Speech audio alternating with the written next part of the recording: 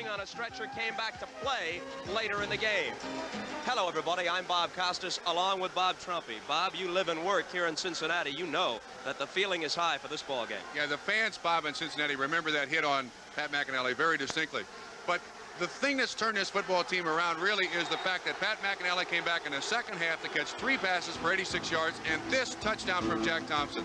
A remarkable catch. And this team in Cincinnati without Forrest Gregg has really suffered from a lack of self-esteem. That play right there by Pat McInally to struggle into the end zone after what appeared to be almost a crippling injury has really rallied the football team around Forrest Gregg. They've come back twice, as you said. They're playing decent football. Well, the Browns did win that game a year ago, and it took them on into the playoffs, but it was a close game, and many people think, as Bob Trumpy says, that it was the turning point. The Browns were also 0-2 a year ago, and they came back to get into the playoffs, but this year, in addition to their record, they've got injury problems. A lot of injuries. Last week was a very costly game for them. They lost Mike Pruitt. He will not start today. Dave Logan is hurt with a hamstring. Alzado is out and will not play. So they've got substitutes in there in a very crucial game when they're 0-2 and need to win a game today. We'll come back with the Battle of Ohio in just a minute.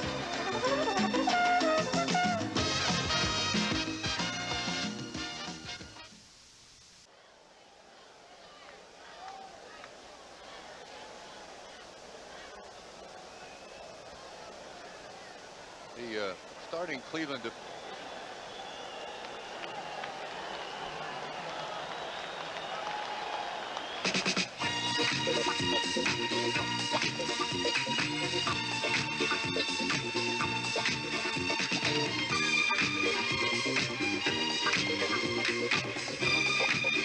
NBC Sports presents the best of the National Football League, the American Football Conference.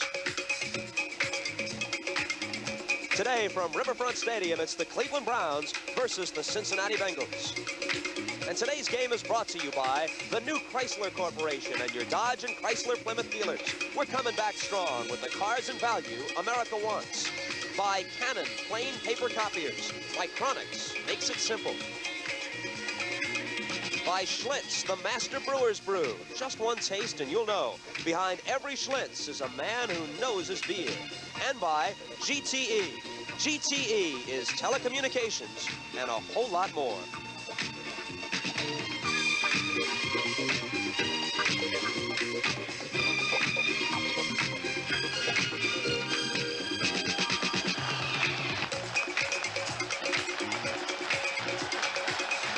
Sam Ratigliano, the coach of the Cleveland Browns. He has an NFL Coach of the Year honor to his credit, and Forrest Gregg did it with the same ball club in '76. Now he's the head man in Cincinnati. He was ironically fired by Art Modell just a year later in '77. The Browns have won the toss. Cleotha Montgomery, former Bengal, fields the kick by Jim Breach and gets only back to the 25 before being brought down.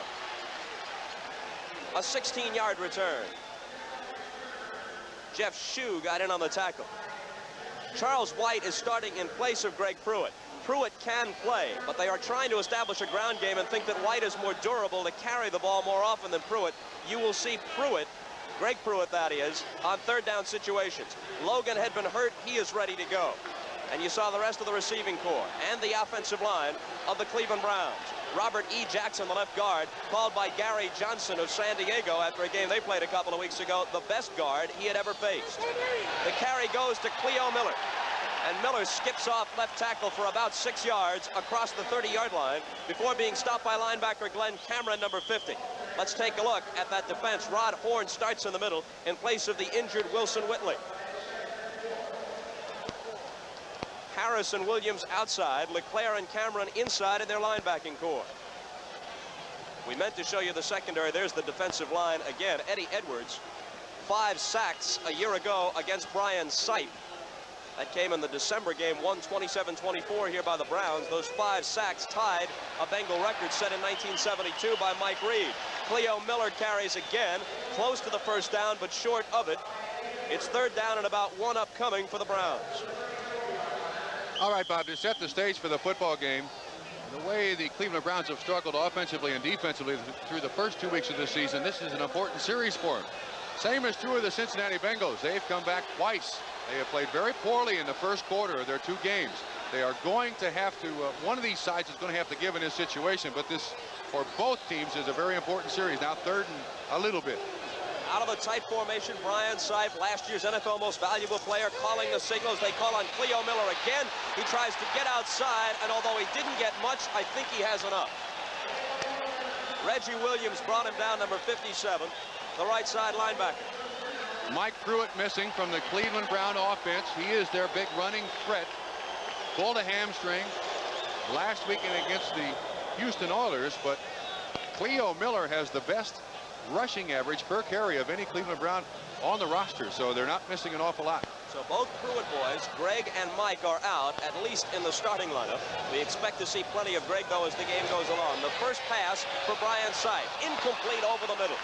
Trump coming into this game, largely because of the fact that they had fallen behind early to both the Chargers and the Oilers. 75% of all the plays run by the Browns in the first 2 weeks were passes, so obviously they're intent on establishing some kind of running game today. Sipe has thrown 110 passes in those 2 games, and the people in Cleveland, the coaches included, believe that the Cleveland Browns have been a little impatient so far. Last week, they were superbly defensed by the Houston Oilers. The first week, they caught a career game against the San Diego Chargers.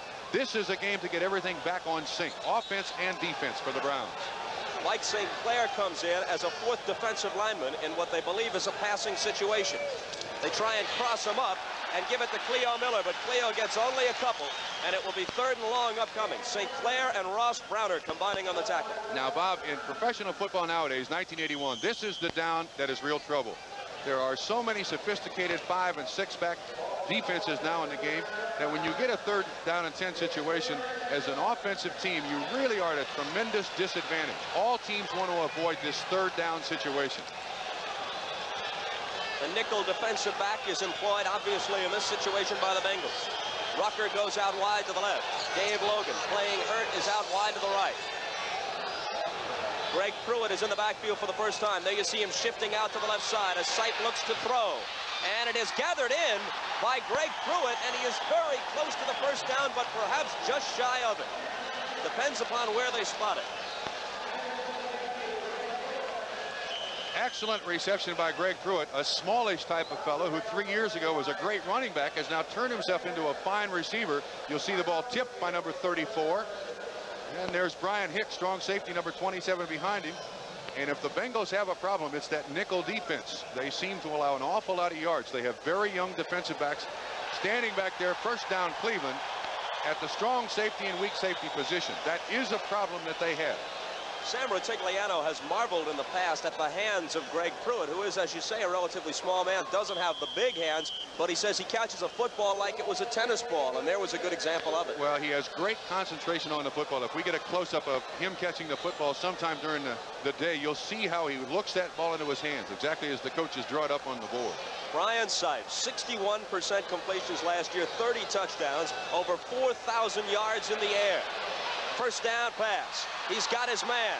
And a nifty move is made by Charles White after the catch for additional yardage as he punches his way into Cincinnati territory. Last week against the Oilers, the Browns almost refused to throw the ball short. Here you see Jim LeClaire coming off a bad shoulder of last week, but one of the most vicious tacklers there is in the NFL. That's good for about 8 yards, 9 yards. Trump, you were telling me earlier that there is a question mark over the head of Charles White, the former Heisman Trophy winner, with regard to his ability as a pass receiver. He was good on that one. 2nd and 10 is incorrect, as you saw on your screen. It's 2nd down and 2. And it's going to be 3rd down and a long one upcoming as Cleo Miller is jammed up. Eddie Edwards and Rod Horn hit it. There's a flag down on the play.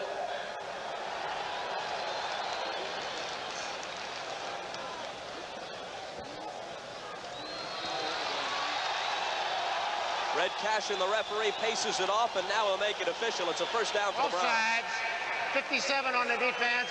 First down. This is the Bengals defensive line. Obviously, a little change in the inflection of the voice of Brian Sipe threw them off.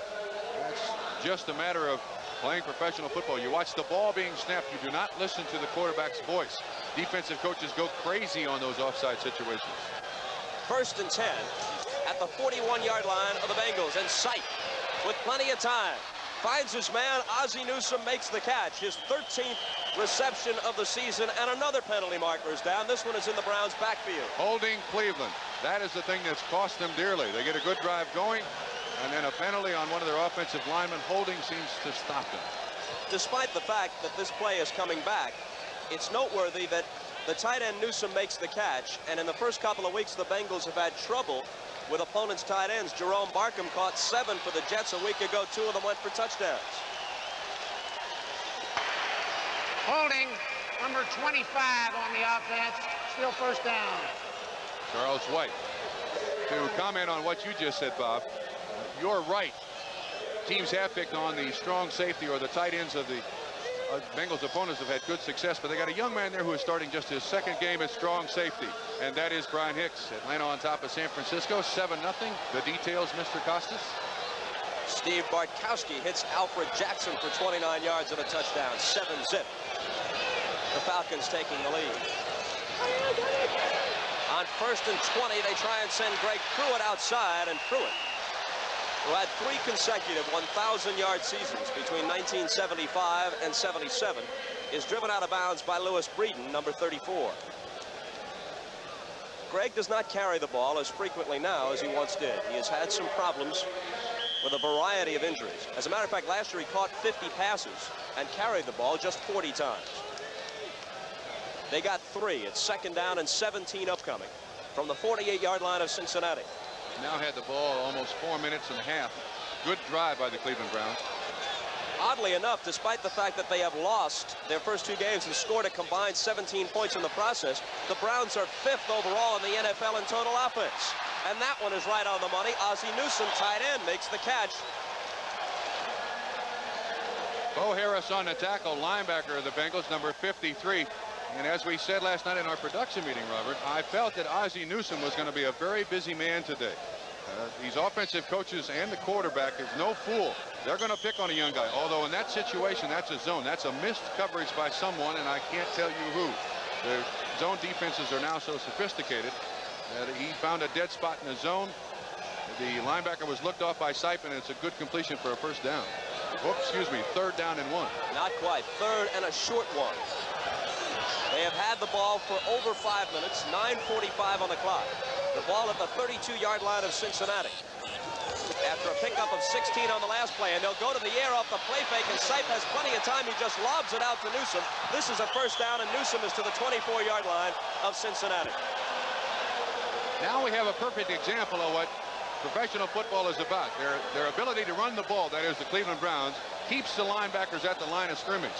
Then in a 3rd and short situation, where they have run the ball very successfully so far, look at the time he has to throw, and there was no one in the picture for coverage on 82 Newsome, 55 LeClaire on the tackle. LeClaire had his arm in a sling with that shoulder injury earlier in the week, and it's the kind of thing where one hit in the wrong way and he's done for the day. You're right, he is a tough cookie though. He'll play as long as he can go. 9:35 now on the first quarter clock.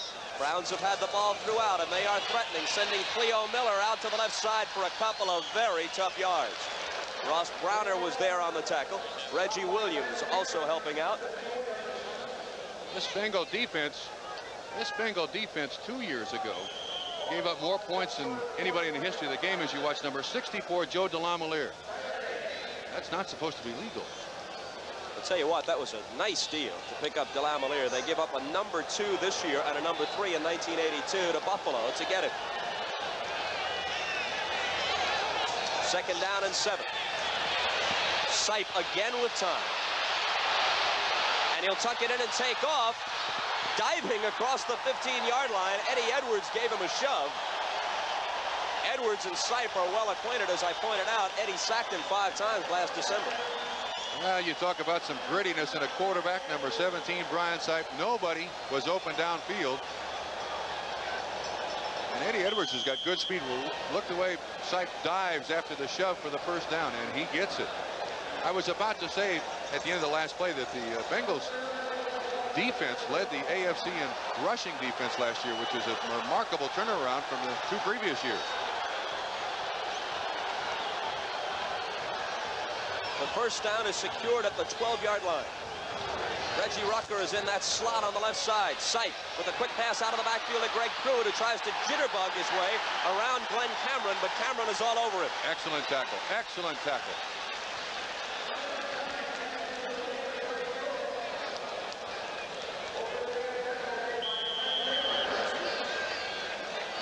And the Cardinals, who are winless, grab an early 3-0 lead on a Neil O'Donoghue field goal of 24 yards over the Redskins. That's in St. Louis, and Washington hasn't won yet either. Sam Ratigliano, 8-8 his first year. They improved to 9-7 in '79, then 11-5 and into the playoffs in 1980. No gain on the last play, 2nd and 10 from the 12. Rucker left and Logan right. Ooh. And right into a stone wall.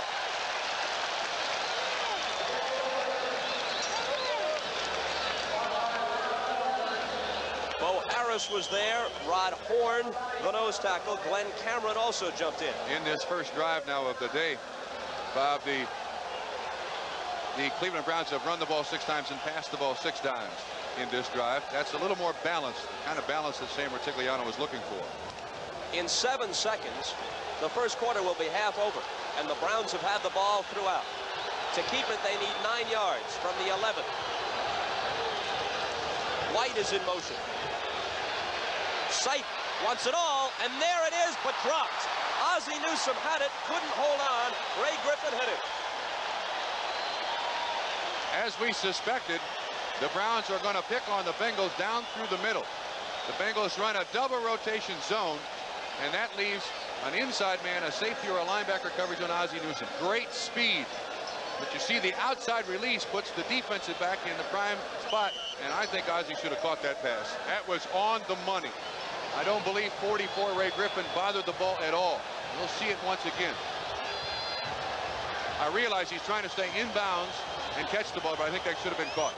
So now Dave Jacobs from the 18. It's a 28-yard attempt, and Jacobs, who had 2 blocked a week ago, hits this one, but there is a flag down on the play. This could give them a first down. Jacobs was hit, and that's something he can't afford to have happen too often. He's just 5'7" and 155. That would be kicked because he was blocked into it. Oh, okay. He said no penalty. Good job, official. No penalty. He was blocked into the kicker, and this is legal.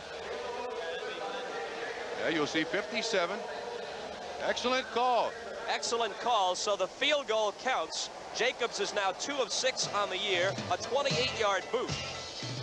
And the Browns have grabbed a 3-0 lead over the... People come in here and ask for plugs for Japanese cars.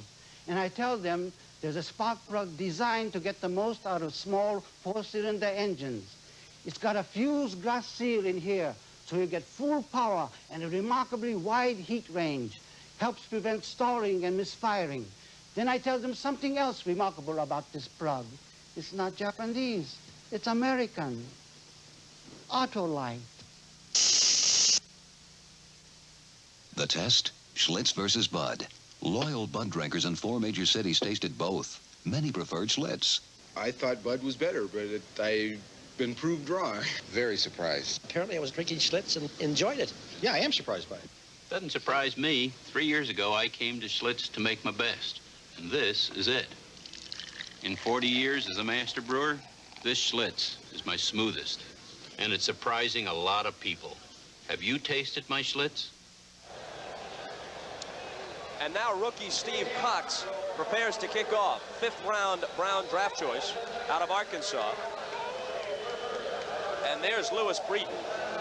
Breeden was the guy who was coming on strong trying to block the kick by Jacobs. Elvin Bethea of Houston blocked a couple of Jacobs' attempts last week. And after that, Tony Fritsch, the Oiler kicker, criticized Jacobs' technique, saying he doesn't get the ball up high enough. David Verser, the rookie out of Kansas, is the return man. Not too much, barely out to the 20-yard line. Kenny Anderson starts at quarterback. Archie Griffin and Pete Johnson are his running backs. Chris Collingsworth, 2nd round draft choice, rookie wide receiver from Florida, will start with the veteran Isaac Curtis, and the tight end is Dan Ross. Ross caught 56 a year ago.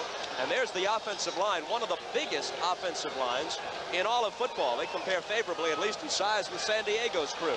True. And of course, Anthony Munoz, number 78, the #1 choice a year ago, the most celebrated of those names. From the the 19-yard line, the Bengals' first possession. And Pete Johnson carries. Johnson just straight ahead, and that's all it's going to be for him all afternoon. At 6 foot and 249.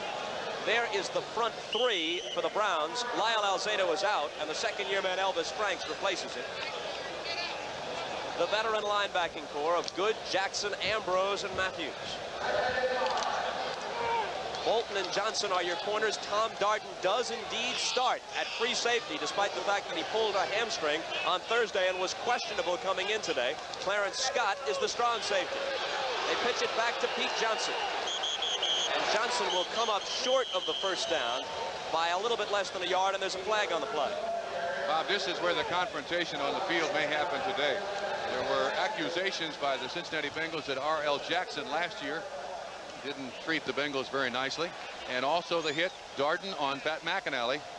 It's a little added incentive for the Cincinnati Bengals offense to try to get untracked and to get their shots back at the Cleveland Browns. And of course, the worst damage they can do to the team is to beat them on the scoreboard, as you see 56 R.L. Jackson. Illegal formation. All the linemen were not up on the line. It's still second down. And Pittsburgh, which has won 37 of their last 43 at home, out in front of the Jets 7-0. They've got about 7 minutes to play in quarter number 1 in that one. Pittsburgh 0-2. Excuse me, 0-3, aren't they? That's right, they had... No, they're 0-2. They're 0-2. They didn't play last Sunday. They played a Thursday night game and then had 10 days to lick their wounds. And Kenny Anderson is going to have to lick some wounds as Clay Matthews came in from the outside linebacker spot and gets credit for the sack. That is the responsibility, that outside linebacker, of a running back. Normally, in a three-man front, you run a zone behind it, and the Cleveland Browns like to blitz their offside linebacker. That's totally on the running back. Clay Matthews, #1 Browns draft choice in 1978. Sam Ratigliano saying lately that he's beginning to come into his own. It appears now the Bengals have 4 wide receivers in the ballgame. They do. McInally, Curtis, Collinsworth, and Steve Kreider. And Ken Anderson, the veteran, needs 14 yards on third down from his own 15-yard line. Stepping up into the pocket and unloading under pressure, incomplete, and they'll have to punt from deep in their own territory. Collinsworth was the target. Cleveland did an excellent job of just chucking the receivers at the line of scrimmage, not giving them a free release down the field. I don't think you're going to see a lot of offenses with 4 receivers there. They did an excellent job, and the first time they've probably seen it ever. So it's interesting to note, Trump, that we did see Tom Darden in the lineup as a starter when the Browns defense took the field, and he'll be a guy to watch. He might very well be a marked man today as far as the Bengals are concerned. Included in that group, R.L. Jackson, but I repeat, the worst injury you can inflict on an opponent is on the scoreboard, not personally. McInally off to a good start this year. His career average is 41.3. Standing in his own goal line, the deep man is Charles White, who is at the 40 of Cleveland. Good booming boot by McInally. Sends him back inside the 35. Cleotha Montgomery. And Montgomery breaks free and is tripped up from behind.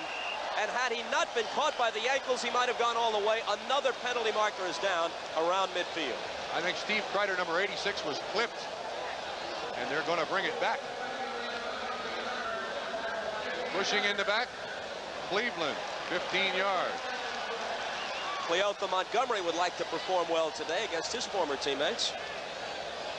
A 52-yard kick by McInally. And Red Cashin walks it back to the Cleveland 40. Blocking above the waist from behind, number 51. First down. Eddie Johnson of Louisville. Watch Cleotha Montgomery field the punt. He'll bring it back, but the penalty takes it back to the 40.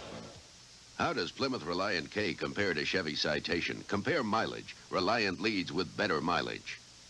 Compare room. Reliant carries 6, Citation 5. Compare value. At resale, Reliant keeps more of its original selling price than Citation. Compare price. This Reliant Space Sticker price of $59.95 is $390 less than Citation. Okay, and thanks to Bryant Gumbel for that report from New York. here we've got the early 3-0 Brown lead and good field position for Cleveland on their next possession. And I'm sure Sam Rutigliano feels very good about the possession in the first quarter. Almost 7 minutes, 3 points on the scoreboard. That's something they haven't been ahead in any game that they played so far this year, although it's just 2 games. But good possession drive all the way down the field for 3 points.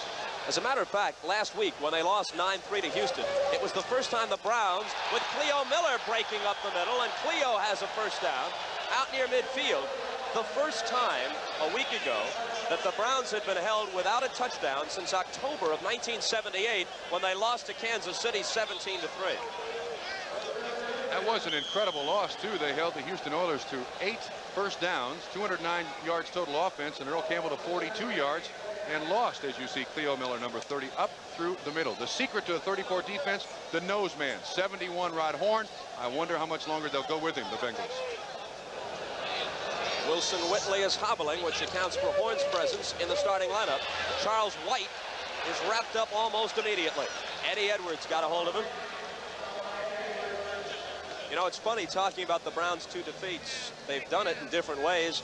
Chuck Muncie carved them up for 161 yards. They stopped Campbell with 42. Fouts had a big night against them. Stabler, not that much success.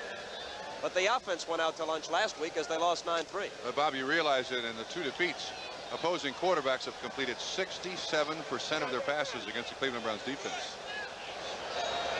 Call it no gain. 2nd down and 10 from just across midfield. Sight hit as he delivers, but he completes the pass.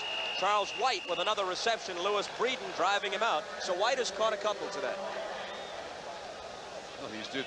Brian Sipe, I think, hit his thumb on somebody's helmet. That was a double roll-up zone. Louis Breeden tried to get a chuck on Dave Logan, and of course that consumed some time and let Charles White get out there in the play. Atlanta lengthens their lead in the first quarter over San Francisco 10-0. Falcons looking to go 3-zip on the season. Minnesota looking for their first win. A 7-0 lead in the NFC Central over Detroit, and Washington has come back on a Mosley field goal of 21 yards to tie the Cardinals at 3-3 in St. Louis. 3rd and 5 from the 44-yard line of Cincinnati. We have 4:11 to play in the first quarter. The Browns lead at 3-zip. Sipe is in trouble, and he is down. Gary Burley, number 67, gets credit for the sack. An extraordinary athlete out of the University of Pittsburgh, was a nose guard in college, and the last couple of 3 years has always seemed to report overweight. Finally in shape this season. I would put him in a foot race with any running back you can line up in the game. First sack of the day, the Cincinnati Bengals. And there he is, Gary Burley. You say he always seems to report overweight. He still looks a little chubby to me. He's an exceptional athlete. Steve Cox is averaging 42.6 through the first 2 games of his rookie campaign. There's Mike Fuller, the deep man. This is a relatively low kick, which Fuller fields at the 15. Across the 20 to about the 22-yard line. So again, the Bengals have a long way to go. We have 3 minutes and 30 seconds to play in quarter number 1 at Riverfront Stadium, and the Browns hold on to their 3-0 lead. 3:30 to go in the first quarter here at Riverfront. The Bengals haven't been able to do anything offensively so far. They trail it 3-0. In motion is the veteran Isaac Curtis. Anderson gives to Pete Johnson, and Johnson hits right tackle and takes people with him for a good chunk of first down yardage. Johnson, who had 4 100-yard games last year, and probably, in fact definitely in this first quarter, has passed Essex Johnson and become the #1 ground gainer in Bengal history. Speaking of overweight, this is the first year since Pete's rookie year that he reported at under 250 pounds, and he is a human ball-peen hammer. He just bludgeons people to death out there. As a matter of fact, Glenn Bujnak, and they just announced that Johnson has gone past Essex Johnson. Pete Johnson has, and the fans here give him an ovation. Pete Johnson ran into Glenn Bujnak last week in New York, and as a result, Bujnak, his own teammate, sustained a back bruise from the collision, which is keeping him out of the starting lineup, and Dave Lapham, the 8-year veteran from Syracuse, starts at left guard. Bujnak could not bend down to put his socks on for 3 days. Pete Johnson got 7 yards on the last carry at 2nd down and 3. And they let him carry again. This time he tries to go outside at 249 pounds. He's across the 30-yard line and close to the first down. Bob, if I may back up for just a minute, the 3 points just scored by the Cleveland Browns on their second to the last drive. First points they've scored in the first quarter so far this season. The Bengals also have yet to score in the first quarter in the 1981 season. Well, the Bengals were down 21 to the Seahawks, rallied to win behind Turk Schonert. They were down 14 to the Jets, rallied to win behind Ken Anderson. Third down and a short one. Isaac Curtis out. David Verser is in at wide receiver now. They tend to run behind Munoz in this situation, Bob, on the left side. Munoz, number 78. They take it to the left side. They give it predictably enough to Pete Johnson, who dives ahead. Elvis Franks, Robert L. Jackson met him. Let's see where they spot it. If I know that they're going to run predominantly left on short yardage situations, you see Matthews 57, Munoz on 92, Mike Robinson of the Cleveland Browns. So do the Browns defensive coaches. They were expecting to run that way. Houston with the first quarter lead on Miami, 7-3. Stabler to Burrow, 71 yards and a touchdown. Earlier, Uwe von Schamann had hit a 42-yard field goal for Miami. They got about 4.5 minutes to play in the first quarter at the Dome. Two undefeated teams. Short. Short by about half a football. And Forrest Gregg will take no chances. Pat McInally will come in and punt.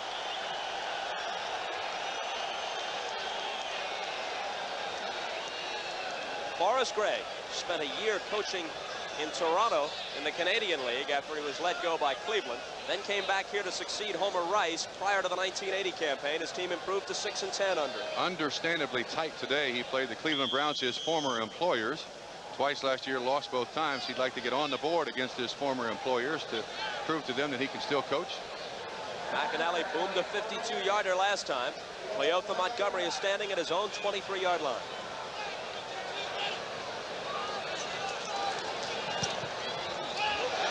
Whoa, he'll send him back again, inside the 10. Montgomery back to the 20-yard line. So Pat McInally, who came into the game with an average of better than 45 yards per kick, got a 58-yarder off that time, a 10-yard return for Montgomery. First and 10 at the 20 for the Browns. Bob Trumpy, last week against Houston, the Oilers played a lot of 3-8 defense against the Browns, daring them to dump the ball under, and the Browns didn't do it till relatively late in the game. But of course, last week the Cleveland Browns could not run the football because Mike Pruitt was hurt.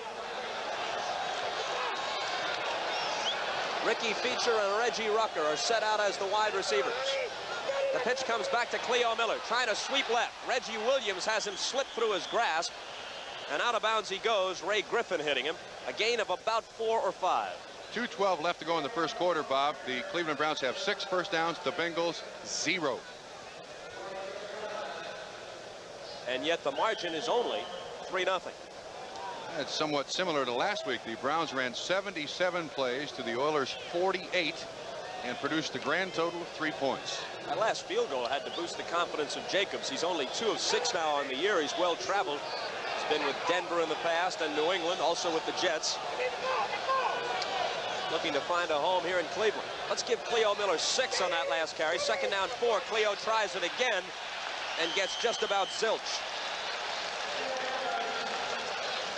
The secret to 34 defenses, which are now played predominantly in the NFL, is the nose man. In this situation for the Bengals, number 71, Rod Horn, taking on 54, Tom DeLeon, will give that one to Rod Horn. If he can stand up the center and avoid any kind of bow in the defensive line, there he is. Young man who was on the injured reserve last year with a bad knee. He's an exceptionally strong human being out of Nebraska, second year. As Horn comes out, the designated pass rusher, Mike St. Clair, number 72, comes in. It was St. Clair who recovered the Richard Todd fumble late in last week's game against the Jets and ran it in for what proved to be the winning touchdown. Former Cleveland Brown, too, Bob. They need 3 on third down. Sipe airs it out. He's got his man out around the 40-yard line. The catch made by Ricky Feature, who was spun down by Clarence Chapman, the nickelback. A 15-yard gain, and he was wide open. Well, there was no flag either, which has been Normally what we see in this situation, the cornerbacks of the Bengals are playing very soft. Very, very soft. Look at the coverage. Almost a 5-yard cushion when the ball is in the air to Ricky Feature. That is not close enough. Chapman, or was that Lewis Breeden? 34 or 24. I think it was Lewis Breeden. That's too much cushion. He's got to be tighter. The ball at the 40-yard line, and Sipe will throw on first down. In and out of the hands of his intended receiver, Ozzie Newsome. Clock stops with 37 seconds to play in the first quarter. Interesting. First time I've seen Ozzie Newsome double covered there. A linebacker, number 53, Bo Harris, and I do believe Brian Hicks, number 27. Brian Sipe, one of only 3 men in NFL history to pass for more than 4,000 yards in a season. Dan Fouts and Joe Namath are the others. But the difference, of course, is that Namath did it in a 14-game season. Fouts and Sipe did it over 16 games. I would look for Newsome down the middle in this situation, Bob. LeClaire fakes the blitz on the delayed handoff. It comes to Cleo Miller, and Miller stutter steps his way into Bengal territory and has the first down. Well, so much for my defensive coaching. 12 yards on the carry by Cleo Miller. Obviously, with the ability now of Cleveland to mix up their plays, pass and run, the Bengals can't sit there and they have no idea what's coming. And if you can put just an instant of decision in those defensive players, you've won the war. And so far, Cleveland is obviously ahead in this game, not just on points, but in the psychology of the game. Newsome, the tight end, on the left. Rucker wide to the right, Ricky Feature to the left, but they won't get the play off. The gun sounds, and that is the end of the first quarter. Cleo Miller, by the way, with 46 yards on 11 first quarter carries. The Browns lead at 3-0. They'll have the ball when the second period begins.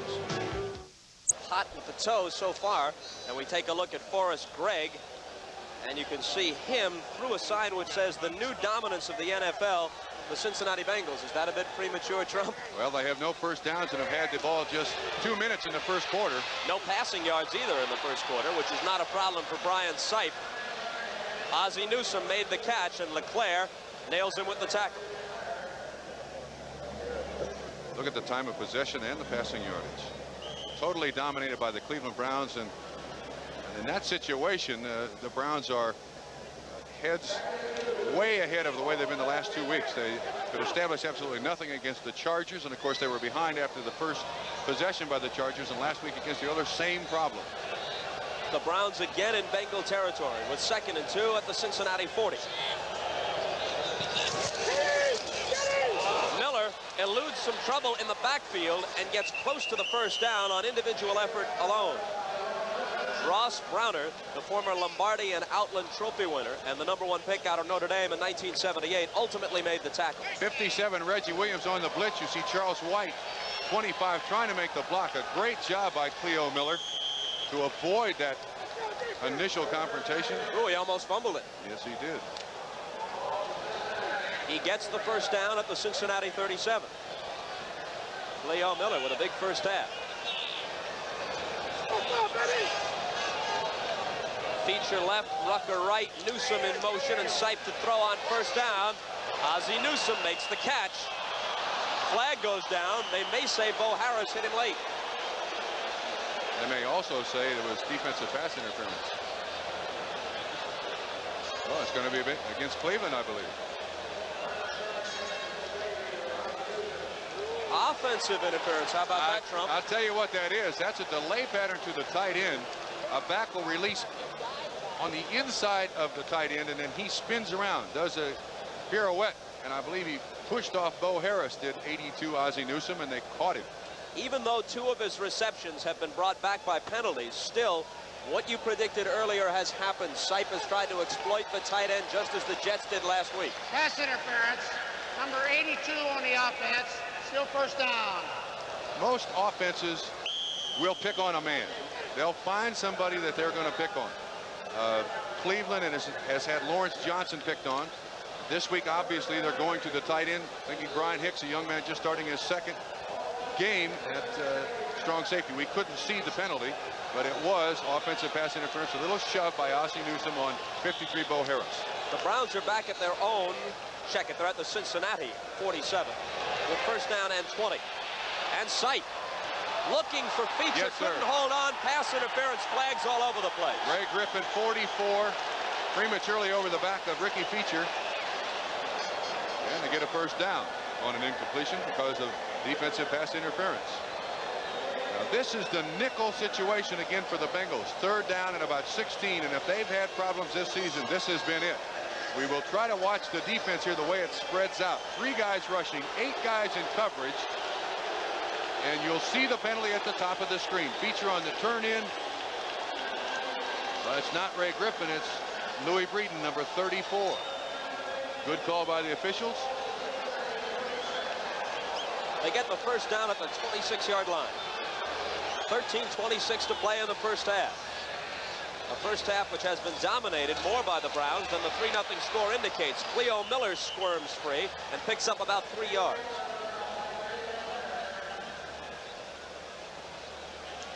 The Browns are consistently gaining yards between the offensive guards. Right over Tom DeLeon, R.E. Jackson, and Joe D. DeLamiere. As we mentioned earlier, Houston with that 7-6 lead over Miami. A long touchdown pass from Stabler to Burrow is the difference. Pittsburgh lengthens their lead over the Jets to 10-0 in Pittsburgh. They're in the second quarter now in that one. Second down, 7. Pass out of the backfield to a busy man, Cleo Miller. Miller is across the 20 and very close to the first down. Let's see where they'll put this one down. Going to leave him short by less than a yard, I think. Let's give this man a great deal of credit, Cleo Miller, replacing Mike Pruitt. And, of course, Mike Pruitt has kept Cleo Miller on the bench for the last 3 or 4 years. He's come in. I believe it's the first game he started because of injury to Mike Pruitt. He's done an outstanding job. Forrest Gregg wondering, A, how he's going to stop the Browns here, and B, how he's going to get that offense going once he gets the ball back. Third and a short 1. They give it to Charles White. White has the first down and then is tripped up at about the 10-yard line. Student body right. A play he is very familiar with out of USC, won the Heisman Trophy. Still struggling to live up to that Heisman Trophy, but then he could correspond with Archie Griffin. They would both have an awful lot to say about that big, heavy trophy. Archie has 2 great bookends, but do not prove you can play in the NFL. Charles is trying to prove to everybody in the NFL that he can play. And both White and Griffin having size against them, relatively small for NFL running backs. First Retigliano and then Gray. On the respective sidelines, they are inside the 10. It is first and goal from about the 9-yard line. Cleo Miller. A yard perhaps. Eddie Edwards and Bo Harris combining on the tackle. Trump, you mentioned earlier, he's replacing Mike Pruitt. Cleo Miller is. Pruitt with back-to-back 1,000-yard seasons in 79 and 80. But they're hardly missing a beat, at least in this first half, with Miller stepping in. He's on his way to a 100-yard game if this keeps up. You're right, and you know, Sam Retigliano, when he came to the Browns, he called Mike Pruitt aside, and he said, son, you are too good to sit on the bench. And Mike Pruitt suffered from fumbleitis. He said, we're going to make sure that we sow that ball to you, and he's responded. Back split behind Sipe on second down and goal from the 7-yard line. Flags fly as there's motion along the line. Charles White carries. White takes it in, but let's wait for the penalty. That's defensive offside, number 57, I believe. Reggie Williams jumped offside. The 6 points will count. 10-0, or I should say 9-0 Cleveland. Ed Cashin conferring with the other officials. False start, number 17. Oh, they caught him. They caught him. Sam doesn't believe it. There is a rule in the books that says that the quarterback cannot change the inflection in his voice. And to sound like a husky gentleman that all of a sudden sound like a Vienna Boys Choir singer, that's illegal. And they caught it. You can't bob your head either. My goodness. So White loses the touchdown carry, and it becomes second and goal from the 12-yard line. Red Cashin is the referee today. Art Demis the umpire. The head linesman is Jack Johnson. The line judge is Neil Garev. The back judge, Ben Tompkins. Nate Jones, the side judge, and Dick Ferguson, the field judge. Well, I'd throw it to Cleo Miller. He's done a good job so far out of the backfield, underneath the coverage. Lions Brian Sipe, 28 touchdown passes in 79, upped it to 30 in 1980. To the air on 2nd and goal. Threw it away.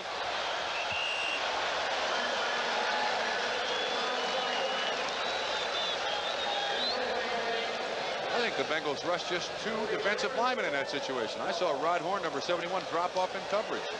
Rather unusual. Here comes Calvin Hill, 35. Greg Pruitt, 34. Sipe now 9 of 13, 73 yards. And there's Mr. Jacobs. The first time they had the ball, after taking the opening kickoff, they mounted a long and time-consuming drive, but ultimately were stalled around the 10-yard line. And Jacobs booted a 28-yard field goal for the 3-0 margin. Rod Horn now goes out. Mike St. Clair, the better pass rusher, comes in. They line Feature and Rucker up side by side on the left. Now Rucker is in motion. Sipe on 3rd and goal from the 12, pegs it to the end zone, incomplete.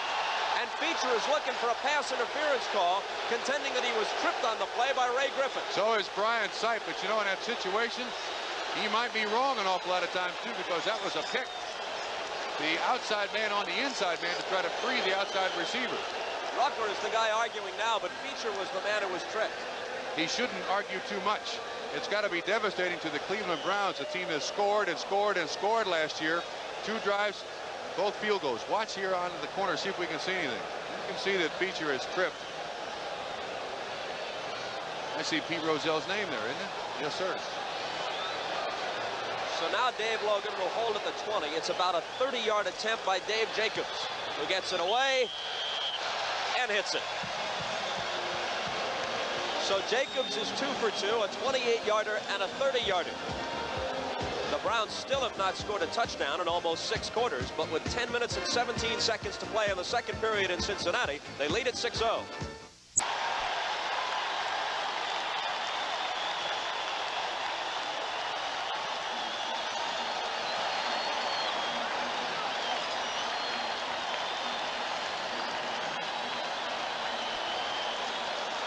Johnson ultimately prevented a touchdown. Trump, what will sometimes happen when you fumble a ball like this, usually it's disaster, but sometimes it changes the pursuit so much that you can break it if you can pick the ball back up, and that's what happened with Mercer. 75 yards on the return. This is the Bengals' first-round draft choice, 1981 out of Kansas. He has not caught a pass, nor did he catch a pass in the exhibition season, and basically that's all he's done is return kickoffs. But if he does it like that, nothing wrong with it. Anderson on first down. Almost intercepted. We got a flag on the play, and I think it's defensive pass interference against R.L. Jackson on M.L. Harris. Dick Ambrose nearly picked it off, number 52. He was wide open.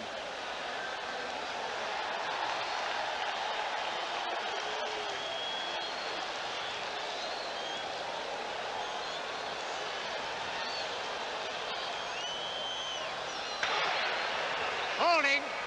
Number 56 on the defense. First down. It was Robert L. Jackson, number 56, holding. Jackson is the kind of player who often irritates opponents. He's talking to them all the time. And he said earlier this week, hey, look, these accusations that I spit at opposing players are not true.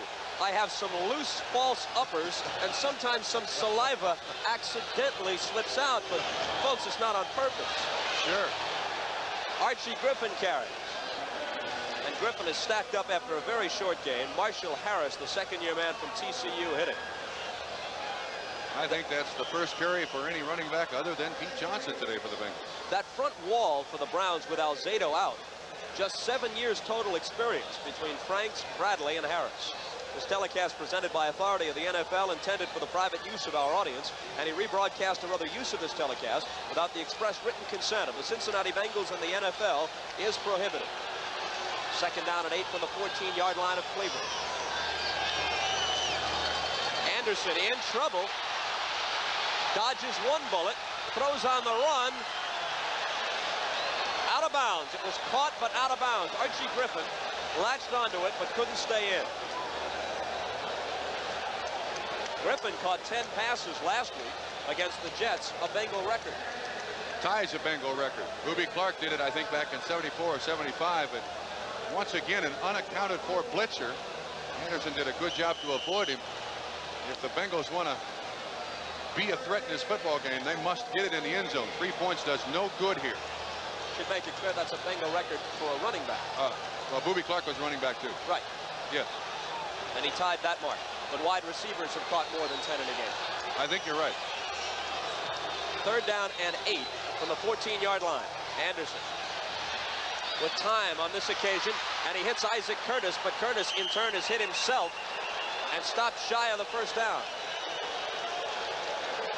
So now what do? Well, that answer comes quickly. They send in Jim Breach to try the field goal. Don Good on the tackle, number 50 for the Cleveland Browns. They were not fooled a bit.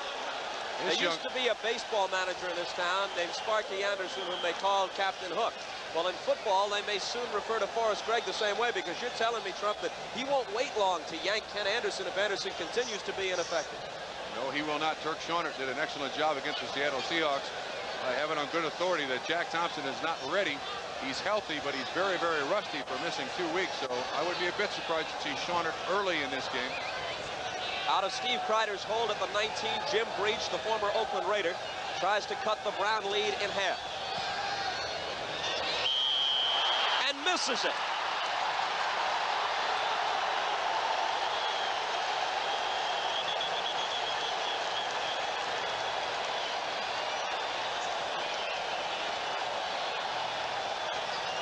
That has been the tone for the Cincinnati Bengals.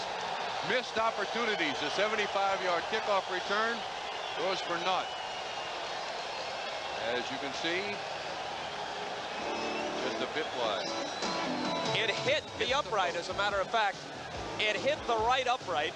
They waste the long kick return by Mercer. It's still 6-zip Browns.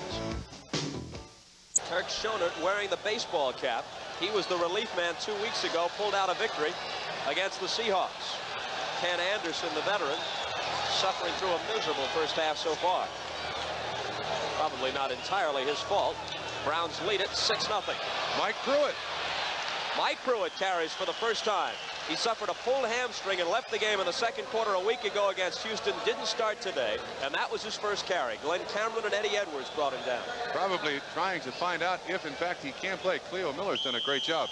Here's the secret of the football game. The Bengals are 0-3 in 1st down conversions. The Browns 5 of 8. The Bengals have yet to get a 1st down. There's now 7:36 to go in the 1st half.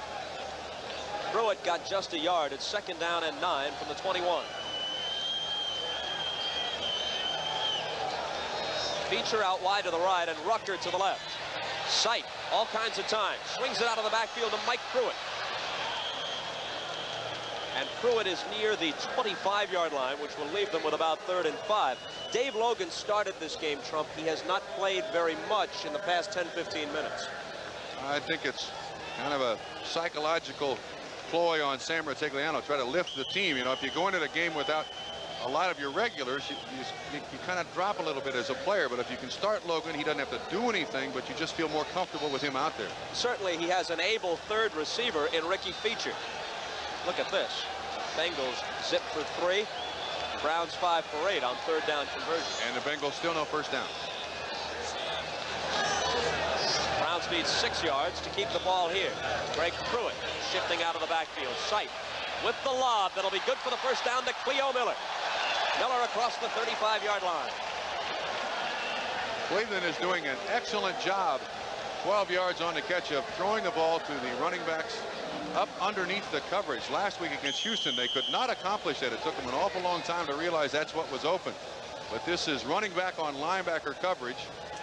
Cleo Miller 30 on Bo Harris 53, 27 Brian Hicks, an assist on the tackle. Well, last year the Browns lost their first 2 games. New England and Houston beat them.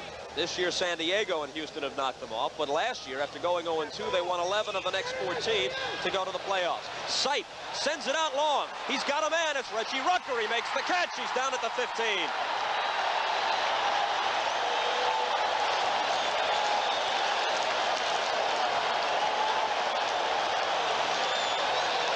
A 49-yard pickup, and as you can tell by the reaction, there are a lot of Browns fans in Riverfront Stadium.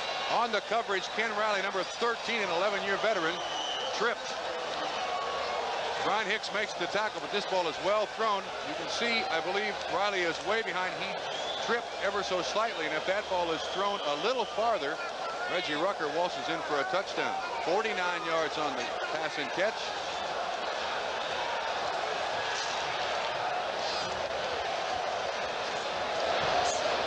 And on first down, Sipe will go to the air again. The bullet over the middle. Cleo Miller makes the catch and pays for his trouble as LeClaire drills him. A gain of 5 to the 10.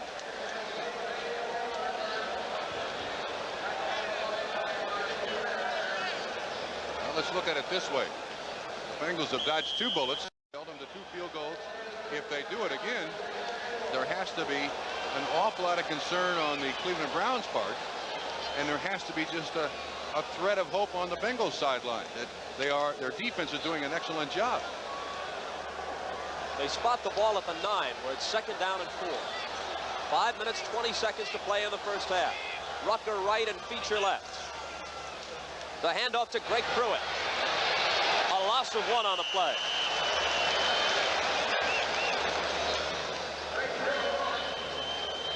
Eddie Edwards and Jim LeClaire were around the football, and LeClaire, despite that injured shoulder, is playing an outstanding first half. Well, if you've got a trick play now, Cleveland, I would suggest you get it out of the bag and try it right here. And let's pause briefly for station identification on the NBC television network. Television home of the Browns, WKYC-TV, Cleveland. Dave Jacobs getting ready just in case. This is a 3rd down play for Brian Sipe. They need 5 yards. Motion along the line. Flags fly. Pass drops incomplete. And let's see how they sort it out. Eddie Edwards was really putting the rush on Brian Sipe. We better wait and see if they have illegal procedure ahead, Bob, or if it's going to be on the defense. I believe it's going to be on the... That's against the Cincinnati Bengals. Sipe now 14 of 18, 143 yards.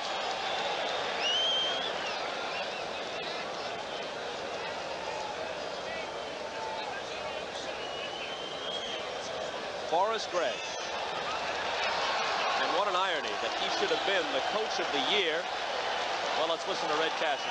Number 73 on the defense. First down. Gives them the first down. That's why Eddie Edwards was there on the pressure. To this point in the first half, as we look at Forrest Gregg, Ken Anderson 1 of 3 for 3 yards. Brian Sipe, as I just said, 14 of 18 for 142.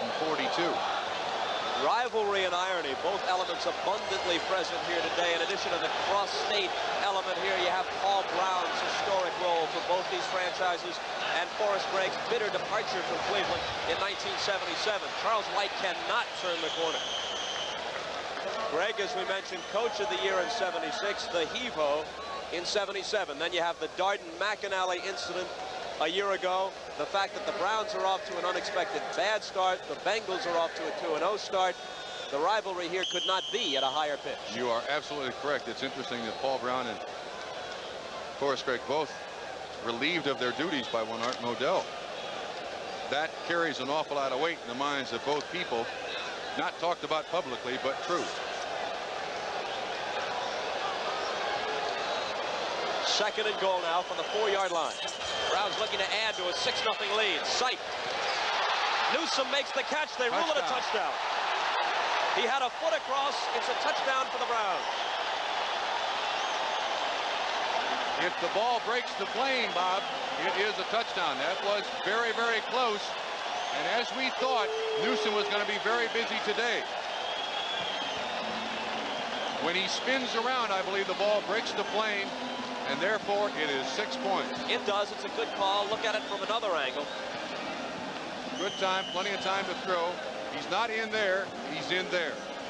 When he spins around, I believe the ball goes into the end zone. The officials had it right, and now Dave Jacobs will try and make it 13-0.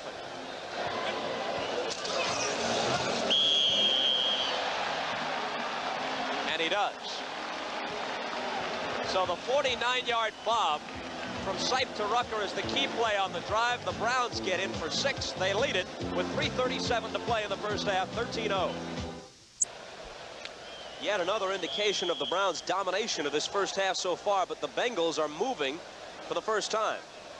Unless you count Versus kickoff return, after which they couldn't do anything offensively. A reminder, too, that Cleveland held Houston at just 8 first downs last week. from the 45-yard line of Cincinnati. Anderson drops back. We're inside 2 minutes to play in the first half. Griffin makes the catch. Archie Griffin is to the 40-yard line of Cleveland.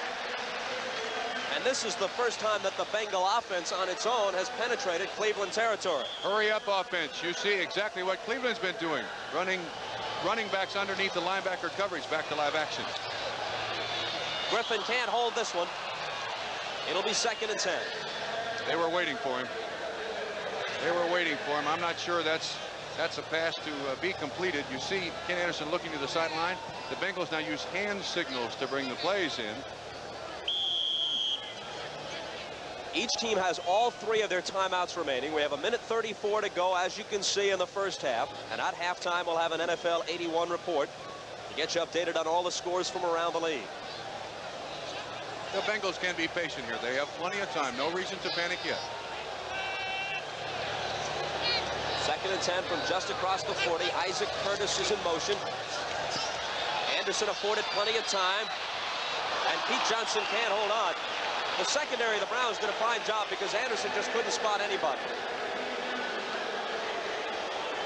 You are 100% correct. I see Jerry Shirk, 72 in there defensively for the Browns. And there was no one to throw it to. And Johnson, I believe, turned around at the last second. He's obviously the 4th or 5th receiver in the progression. He certainly did not expect the ball. Shirk, although it's been mentioned before, bears repeating, a remarkable story. Out of football for a year and a half with a very bad knee injury, was all set to announce his retirement, and suddenly last May said the pain just went away, and now he's working his way back into the Browns defense. 3 wide receiver attack. Blitz. They need 10. Isaac Curtis caught it on a hop. It's incomplete. Anderson had to unload under pressure. You heard Bob Trumpy call out blitz, and they were coming after him. I believe that pass should have been completed, though. Watch this ball. He's got pressure, yes. But he's looking at Curtis all the way. It's thrown into the ground. I believe that should have been completed. Thrown poorly. Anderson asked for a timeout. On 4th and 10, he wants to come to the sideline and talk it over with Forrest Gregg. So the clock shows 1:24 to play in the first half. And the Browns lead it 13-0. Coming back to Riverfront Stadium right after this. Bob, this pains me because Ken Anderson's been a lifelong friend of mine since he came to the NFL. I have a feeling that at the halftime, the biggest decision that Forrest Gregg has to make, who will start the second half. And I have a sneaking suspicion that it may be someone other than Ken Anderson. He has not performed very well in this first half, and this is the 2nd time that has happened in this young season. It happened against the Seattle Seahawks in the opening game of the season. He was not hesitant at all to put Turk Shaunert in, a young man who in that situation had never taken a snap from center in the regular season, and Shaunert responded.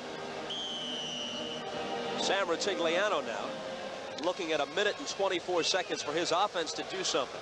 A field goal is too long. On 4th and 10, they're not going to try and go for the first down, so Pat McInally will punt. Now, this is a possible fake situation. The Browns are expecting that. They're back in coverage somewhat. McInally's going to kick it and aim for the coffin corner.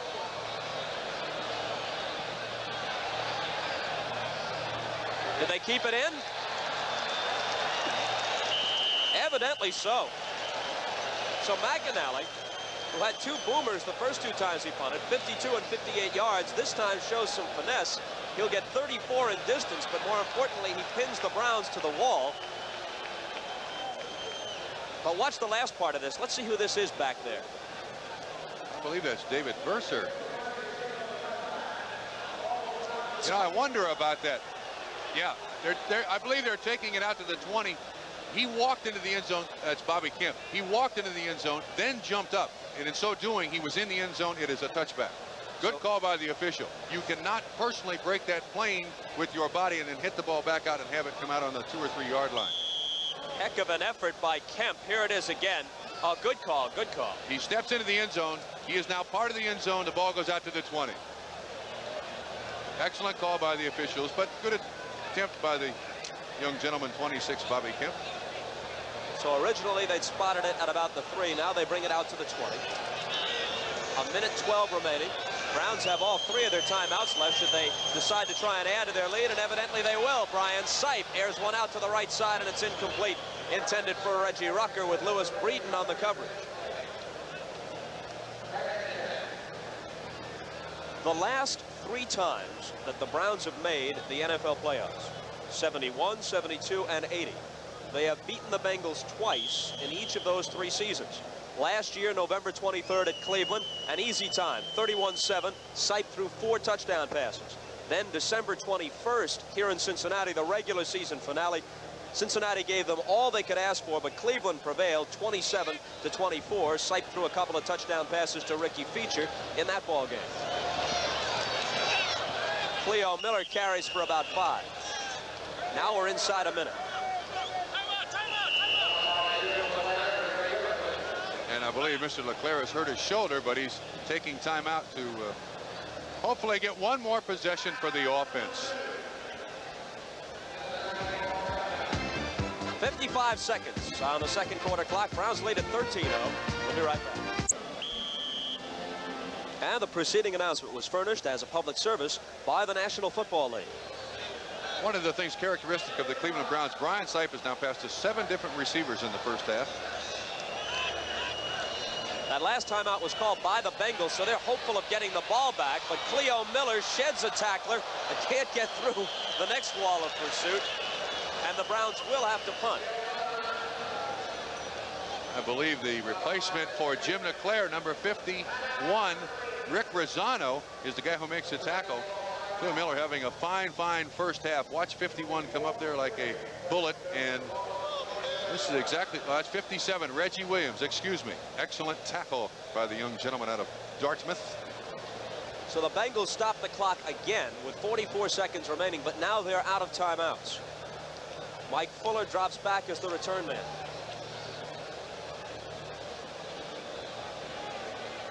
Steve Cox, the Browns punter, holds the ball and drops it very low, and a lot of people think he'd be susceptible to a rush. Might be the kind of guy that'd have a few kicks blocked during the course of the season. Yeah, mainly because the contact with the football is about 2 feet off the ground. Secondly, he has his head down. He doesn't really see the oncoming rush, which most punt coaches would say is a no-no, a cardinal sin. You got to at least watch the rush, but he's done an excellent job for them so far this season. He's averaged, last year they had an awful lot of trouble. He's averaged 42.6 coming into this game. Last year they had no help whatsoever from their punting game. Cox, a 5th-round draft choice, rookie from Arkansas. See if they put the rush on. Not too much pressure. Whoa. And Cox really ties into one. Fuller goes back to his 17-yard line. Across the 25, across the 30. Look out! Kick returns have been the best offense for the Bengals today. Verser brought a kickoff back 75 yards, and Fuller gets a return of more than 30 on this one. Next week on NBC's Major League Baseball Game of the Week, a showdown in the National League West. The Dodgers face the Astros, and if the rotation holds up, it'll be Nolan Ryan on the mound for Houston. Some of you will see a key game in the American League East race as the Brewers take on the Tigers in Detroit. So check your local listings for the game in your area. That's next Saturday at 2 p.m. Eastern Time here on NBC. Illegal man downfield. The penalty will be declined, and the Bengals take over 1st and 10. Just the length of the football on their side of the 50. NFL 81 coming up. 29 seconds of playing time from now. That was a 55-yard kick by Cox with a 33-yard return by Mike Fuller. Anderson in trouble. They have no timeouts left. He's got to get out of bounds, and Kenny will do that. He got about 15 yards, though, before he did step out. But he also ate up about 12 seconds in doing so. Excellent coverage by the Cleveland Browns the last 2 weeks. They've done a great job against their opponents. Today for the first half, and last week against the Houston Oilers, holding Earl Campbell to 42 yards rushing. If they complete a pass and don't get out of bounds, they need at least one more play to throw the ball out of bounds if they want to get the field goal unit on the field. 20 seconds remaining. Browns lead at 13-0. Anderson with lots of time, and with the completion, and McAnally gets out of bounds. Coverage by number 20, Judson Flint. Crossing pattern. McAnally came from the right hash mark all the way across. Good use of the clock here. 14 seconds left. probably time for, it depends on the play, but I'd say one more play. Obviously, the play must go to the sideline to stop the clock. Checking the range of Jim Breach. He's 1 for 2 between 20 and 29. He's 2 for 3 between 40 and 49 so far this year. And 3 of 5 overall coming into this game. He missed a relatively short kick on his first try as he hit the right upright with it. To the sideline again, and the ball is dropped. Steve Kreider had it, couldn't hold it. Now they have 9 seconds. Excuse me, will they try one more play? 86, Steve Kreider out of Lehigh. Great receiver and exceptional speed.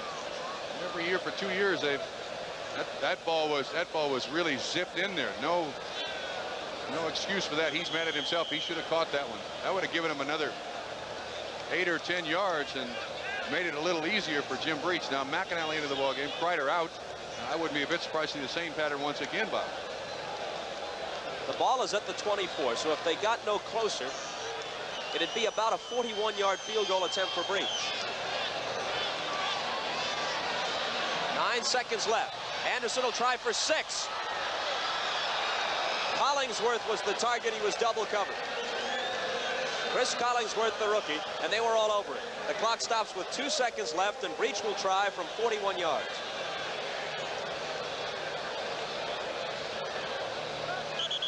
Until Breach missed a few moments ago, enemy field goal kickers had had great success against the Browns this year. Ralph Bernerschke was 3 for 3 against them in a Monday night game in the season opener.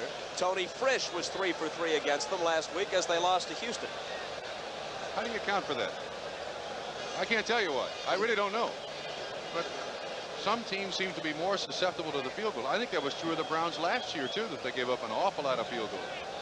We are seeing today 2 of the smallest kickers in the NFL. Jim Breach is 5'6" and 161 for Cincinnati. Dave Jacobs 5'7" and 155 for the Browns. Interesting about Jim Breach. He was cut by the Oakland Raiders. The guy they picked up happened to be the kicker for the Cincinnati Bengals. One Chris Barr. Chris Barr goes to the playoffs. There's Jacobs. He's a very, very small guy. But anyway, then Jim Breach comes here, so they basically swapped jobs. The Browns called a timeout to let Breach think about this 41-yard attempt, which will be the last play of the first half. NFL 81 and an update on all the scores with highlights coming up in just a few moments. So will it be 13-0 or 13-3 going into the locker room? Kreider is the holder.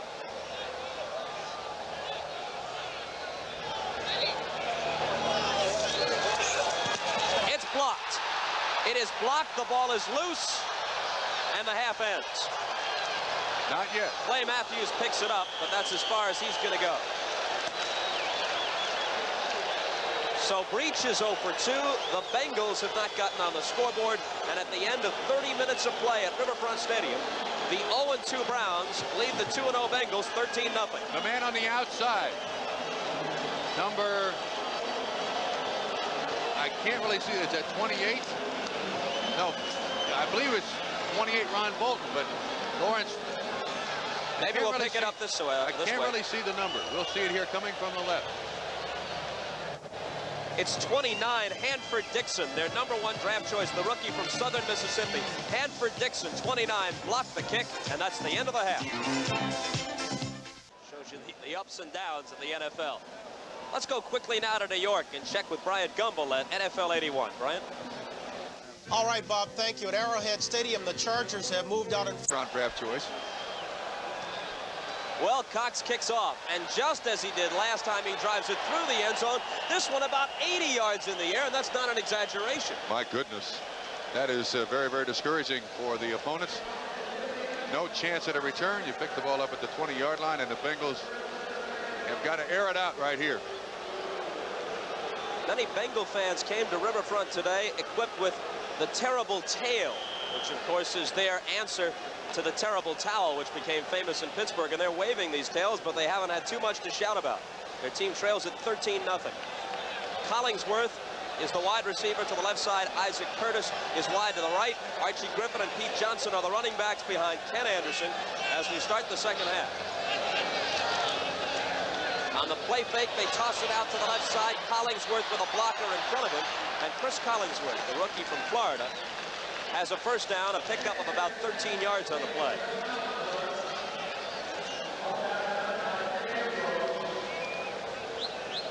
Defensively, here's the secondary for Cleveland. Clarence Scott, the strong safety.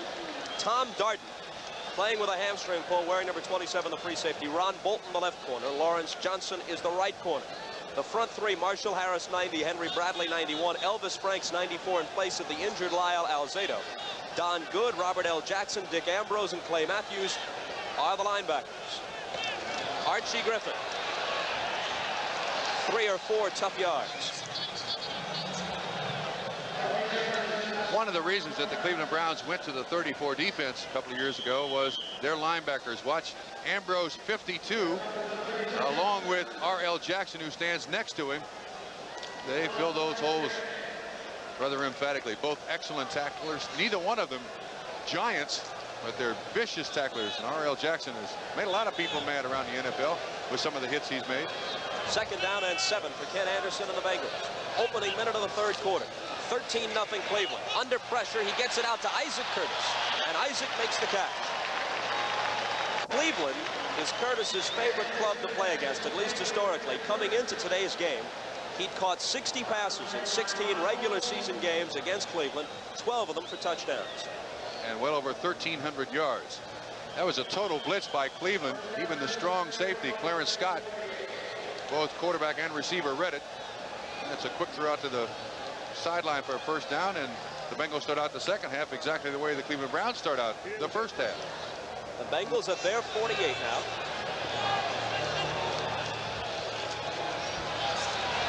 And Anderson wants it all. Isaac Curtis, the target. He's got it. 1st and goal at about the 8-yard line.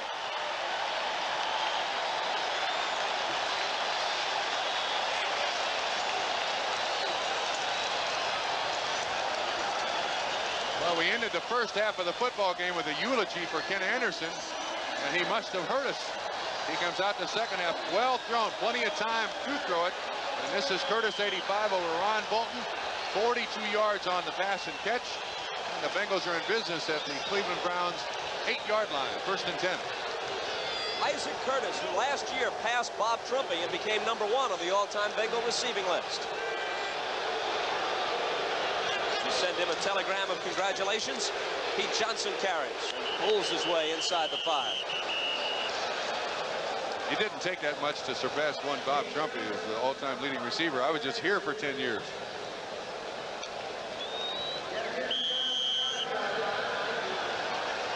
If they should get a couple yards closer, there isn't a better goal line back going than Pete Johnson. He's almost impossible to stop when you need just a yard or two. And there's that terrible tail that we talked about. They've got to get it in the end zone here, Bob. The Bengals must get it in the end zone to get something offensively to speak of. 2nd and goal from the 4. Pete Johnson again. They stack him up shy of the 2. Clay Matthews, Clarence Scott, Robert L. Jackson, all there. Those numbers and people that you called all back of the line of scrimmage. The idea of a goal line of defense is to clear away the blockers so those linebackers and defensive backs can be there to make the tackle, and you see 5 of them doing just that. It's 3rd and goal at the 3. What's the philosophy here as you look at breach? Is Forrest Gregg thinking I got 2 cracks to get in or just 1? Has to. Got to think 2 cracks. So they're not thinking field goal. Curtis in motion. The play fake. And he cannot hit Griffin. So it's 4th and goal from the 3, and Breach is coming out. And he brings in Breach. So Forrest Gregg thinks about it differently than you do, Trump. I'm rather surprised. And I'll tell you another thing. I didn't think there was any hurry to make that pass. I think he could have held off for just a second to make the pass. Of course, obviously very upset. So now Breach, who hit the right upright on his first try and had his second one blocked by Hanford Dixon, will try a chip shot from the 11-yard line, a 21-yard attempt out of Steve Kreider's hole. Blair Bush will snap it.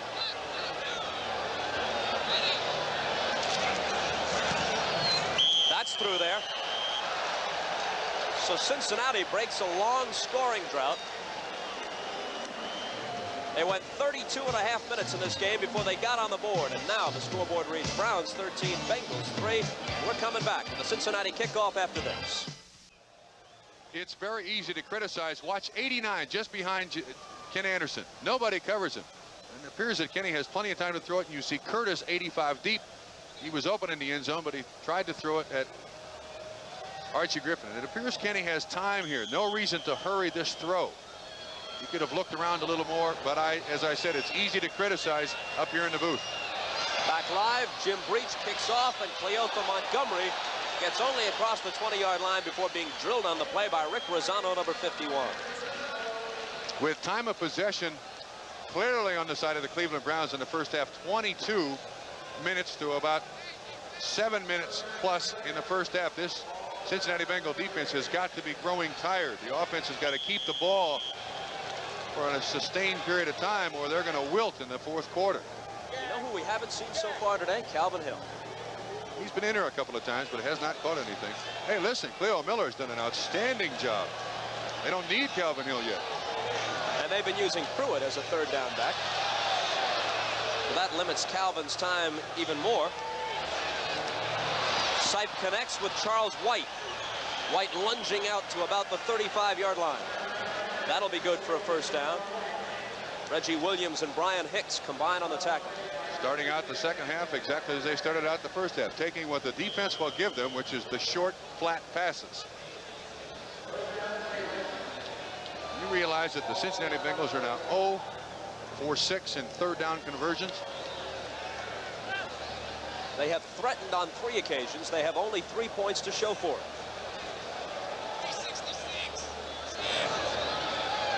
11:42 to play third quarter. And here is the aforementioned Cleo Miller out across the 40-yard line.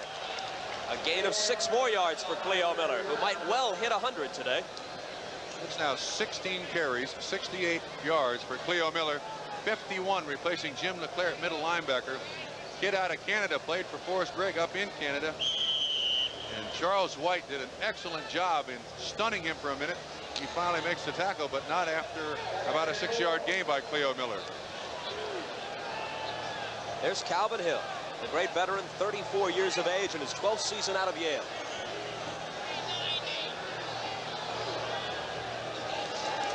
Second and 4 from the 41. They give it to Cleo Miller again, and he gets the first down.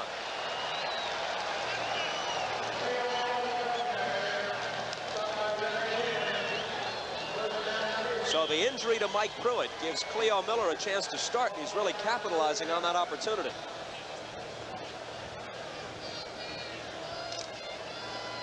Jim Leclerc has come back in, number 55. So despite the pain of that very tender shoulder, which he had in a sling earlier this week, Leclerc has played most of the game today. From the 47-yard line of Cleveland, Sipe goes back to work. Misses this connection. Ozzie Newsome was the target, number 82.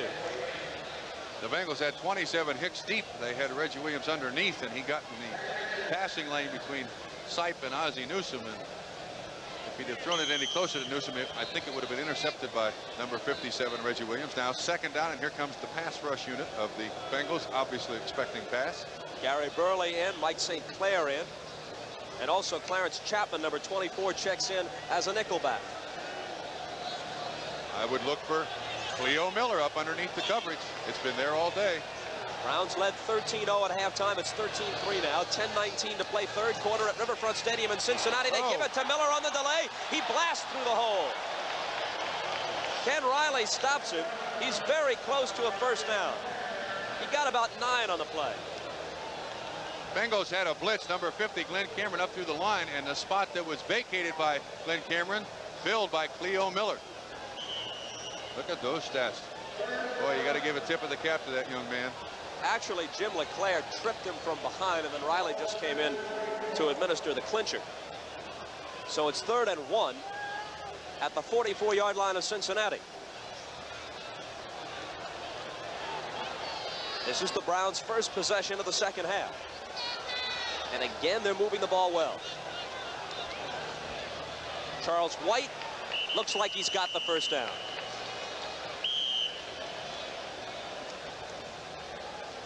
The officials call time while they unpile everybody.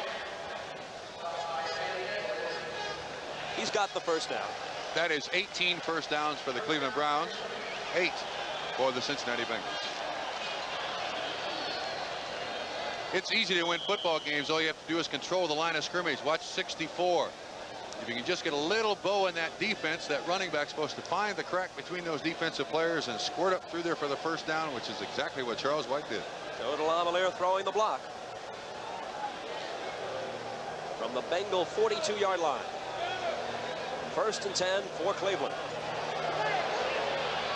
Sipe finds his target. Charles White, nice move after the catch.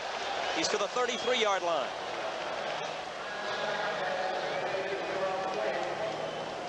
That's going to be just shy of a first down. Atlanta lengthens their lead on San Francisco, 31-10. Those Falcons with Bartkowski can score.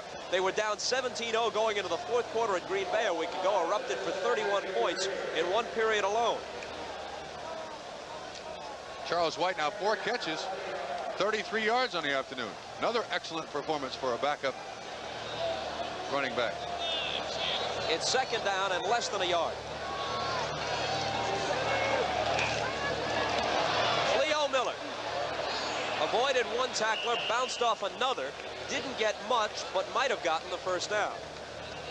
And Jim LeClaire has obviously hurt his shoulder again, stuck his arm out there and tried to stop him. You have to admire the man's determination.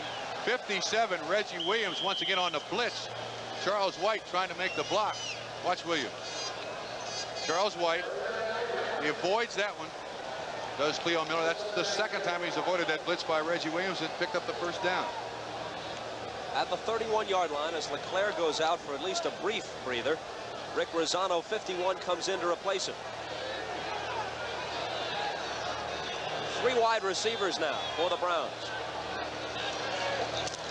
They pitch it back to Cleo Miller. Blockers in front of him. Cleo Miller sidestepping tacklers down to the 21-yard line.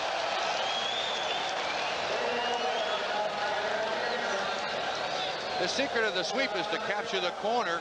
You need a tight end for a good block there. They call it a hook block. Here he is out wide. He stalks Brian Hicks, number 27, just tries to stay in front of him. The big block on that play, though, was by Joe D. He kicked out that outside linebacker, and that allowed Cleo Miller to turn up for 9 yards. They're eating the Bengals defense up. They spotted at the 22, so it's 2nd and 1. And this is a down that Brian Sipe can play with if he wants to.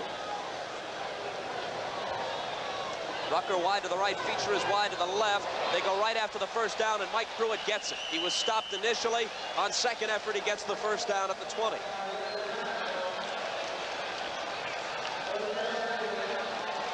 I think the Bengal defense is now to the point of showing signs of wear. They have just simply been on the field for the majority of the football game, and you can't expect them to. Oh, Pittsburgh extends their lead 24-3 over the Jets. Their last touchdown, a 1-yard run by none other than Terry Bradshaw. Time of possession for your opponent offensively eventually will take its toll on the defense. You don't tackle crisply. You don't give that 2nd effort to get to the ball. We're down to 6:05 to play in the 3rd quarter. They hand it to Charles White. White to the line of scrimmage, and maybe a loss of a yard. But they're not going to give up.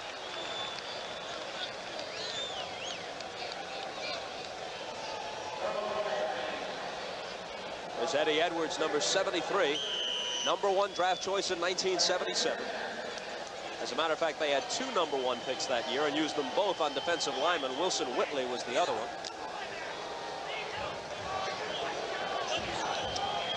Would you expect something like Cleo Miller or Charles White over the middle? That's what he's used most frequently today. On 2nd and 10, Rucker is in a slot left. Feature is wide to the left. Sipe is in trouble, backpedaling as he throws, incomplete. The fans are screaming for intentional grounding.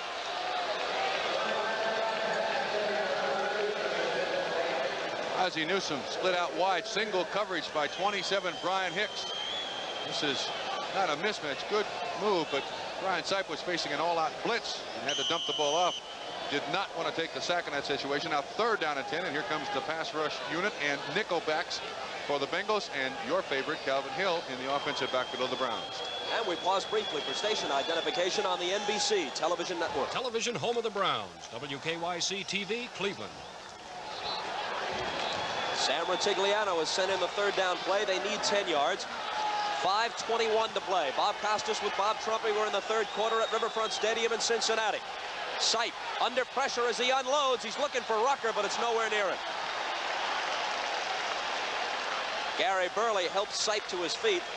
Once again, the Bengal defense has done a fine job. They've bent but not broken. I know that adage was applied to the Cleveland Browns defense for years, but still they've allowed just one touchdown. And if Mr. Jacobs can convert this, it'll be another field goal for him. But the defense has done a heck of a job for the time that they've been on the field. This one will be a 37-yard attempt. He's hit from 28 and from 30 earlier today. He's 2 for 2 this afternoon. He's 3 for 7 for the afternoon, for the season. Out of Logan's hold. This one is curving back in, but not enough. It started out wide to the right. It started coming back in, but not quite enough. So Jacobs is now 2 for 3, and the score remains 13-3. Left it out wide.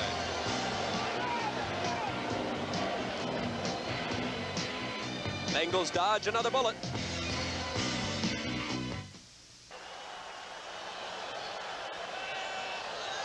The Browns fail to score on that last drive. The Bengals go back to work with 5:05 to play in the third quarter, and Anderson's first down pass is incomplete. Archie Griffin was the target. Minnesota now widens their lead on Detroit to 23-14. Tommy Kramer is in the ballgame. He hit Ted Brown for a 59-yard touchdown early in the third quarter. The point after was blocked. Bob, this is an amazing statistic. The Browns have held the ball clearly 3 times longer than the Cincinnati Bengals have so far in this ballgame. 29-38 for the Browns, 10-12 for the Bengals. That's Kreider setting up in the slot on the right. Anderson swings it out to Pete Johnson, who's brought down immediately by Robert L. Jackson. Jackson, the Browns' #1 draft choice in 1977 out of Texas A&M. You know what this does to the Cincinnati Bengals football team? The defense, after standing and standing and standing against the Cleveland Browns offense, sitting on a bench, all of a sudden you become disgusted with your teammates out there offensively because they're not performing. They're not giving you time to rest on the sideline. They lost 3 yards on the play. It's 3rd and 13. They're 0 for 6 so far in situations like this. Leaping catch by Dan Ross, but he's shy of the first down. They had to go to the 30. They got about 11 yards, so they're going to have to punt. Dan Ross, the tight end, made a nice play, but to no avail. 0 for 7 in third down conversions today. That is the story of the football game. And time of possession. Pat McInally now to kick. He had a couple of boomers in the first half, a 52 and a 58. His average brought down a little bit when he went for the coffin corner on his last kick, which carried 34. He's still averaging an even 50 for the afternoon. Cleotha Montgomery is the deep man. Oh, my goodness. McInally, a long spiral all the way back near the 10-yard line. Montgomery with about a 10-yard return to the 20. A 58-yard punt by this man, number 87, Pat McInally. And it will be Browns ball when we return. Point coming into this game because of the controversial hit he took a year ago from Tom Darden. Most of his contributions have been as a punter. Talk about hits. Rod Horn really laid it on Charlie White that time. But McInally has gotten his revenge by way of performance. His punting exhibition today has been just outstanding. But they're losing. Watch 71 Rod Horn on 54 DeLeon. Pushes him off and hits Charles White right in the chest. I told you about his incredible strength. And that's the secret to these 34 defenses. Hold your ground. Ooh. You say you want to play professional football, huh? Well. 4 down linemen and a 5th defensive back. Also got a linebacker up there on the line of scrimmage. That's Williams, but he drops off. Sipe completes the pass to White. White makes the inside move, and White is down at the 40-yard line. A first down for Cleveland. All day long, the Cleveland Browns 17 yards on the pass and catch by Charles White. His 5th catch now of the day.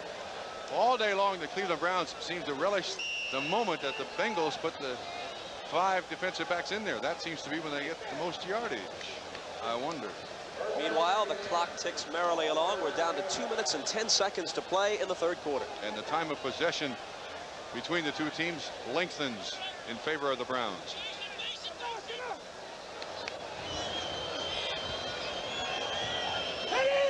On first down from the 40, they pitch it back to Cleo Miller. Miller 2 or 3 yards. Reggie Williams on the stop, number 57. Williams suffers from chronic tenderness in his knee, so he's always playing hurt to a certain extent.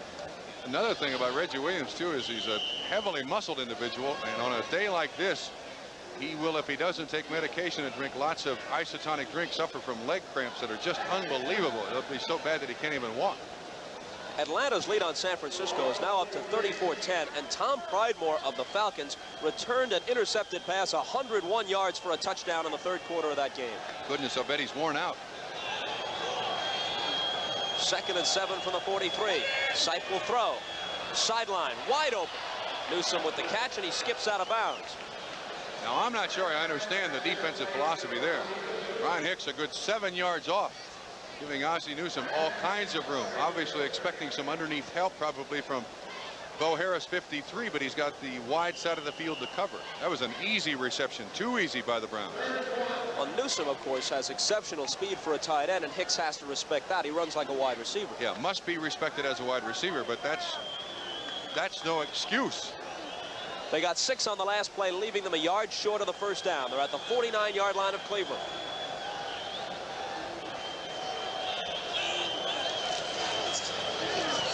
There's the first down. Mike Pruitt got it. Cameron was trying to strip him of the ball. He's in Bengal territory. Another Brown first down. They're eating him up. I mean, Sam is calling just about anything he wants, and it's working. They've just got the Bengals back on their heels. That's now 22 first downs for the Cleveland Browns, and it's just 8 for the Cincinnati Bengals. I mean, this is. I didn't think the Cleveland Browns offensively would be able to run the football against the Cincinnati Bengals defense the way they have today. Browns were clobbered by the Chargers, lost a field goal battle to Houston. The Bengals came from behind for wins over the Seahawks and Jets, but today it's been more according to what you would have thought was preseason form. The Browns have dominated. White catches the little toss, and White has yet another Cleveland first down as he crosses the 35 of Cincinnati. Bob, as I said, I don't care what they call it, it's going to work apparently. Linebackers are split out wide, trying to help outside under Ozzie Newsome, and then he throws it to a back. Look at Sam, he's got a little smirk on his face there. Everything is working. So the quarter runs out, and at the end of 3, the score is the Browns 13, the Bengals 3. We'll be right back after these messages from your local station.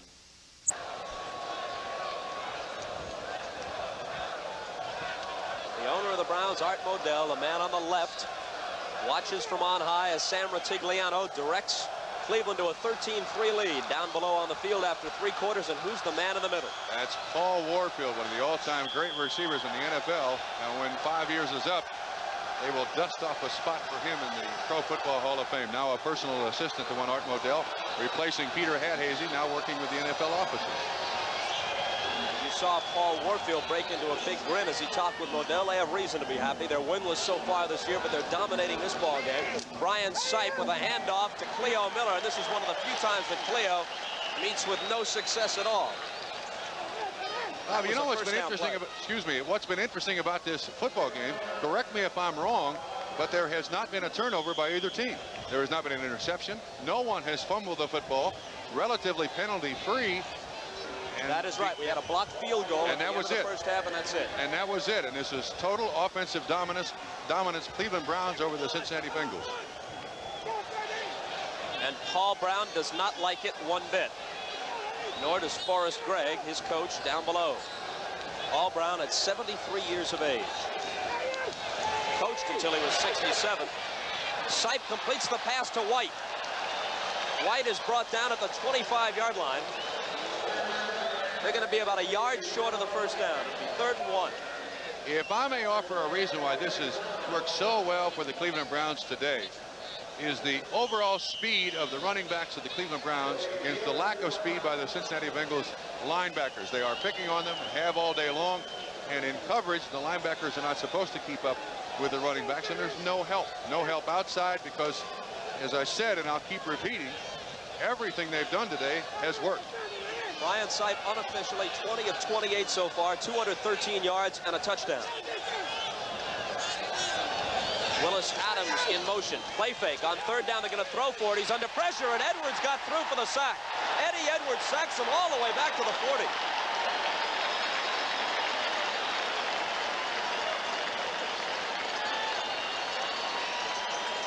Bengals fans very little to cheer about today.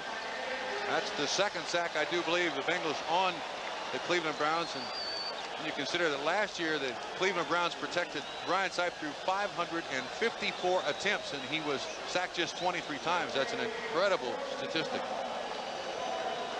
So they were at least in field goal range a moment ago and needing just a yard for the first down to sustain the drive. Now they're pushed back so far they'll have to punt. Mike Fuller is the deep man. Cox obviously is thinking for the coffin corner. That won't work. This is into the end zone and out of the end zone.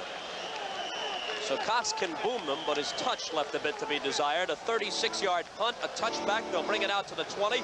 We have 12 minutes and 52 seconds remaining in this game, and the Bengals are not out of it. They trail by 10. The statistics, Bob, are going to show complete domination at this point for Cleveland, and that's true. And yet they lead by only 10. It could be more. There's still time for one of those Bengal comebacks. Well, but Bob, I don't think you can set up for a comeback in the 4th quarter. I mean, it just doesn't happen. That's so rare in professional football, and the Bengals have done it 2 weeks in a row. And from the total dominance by the Cleveland Browns, I can't expect it now. It's just so far from being a possibility. Anderson pitches it back to Archie Griffin, and no comeback will take place that way. Clarence Scott and Robert L. Jackson surround him, and Jackson, as is his fashion, rubs it in. A few words for Archie Griffin. Somebody is down and hurt.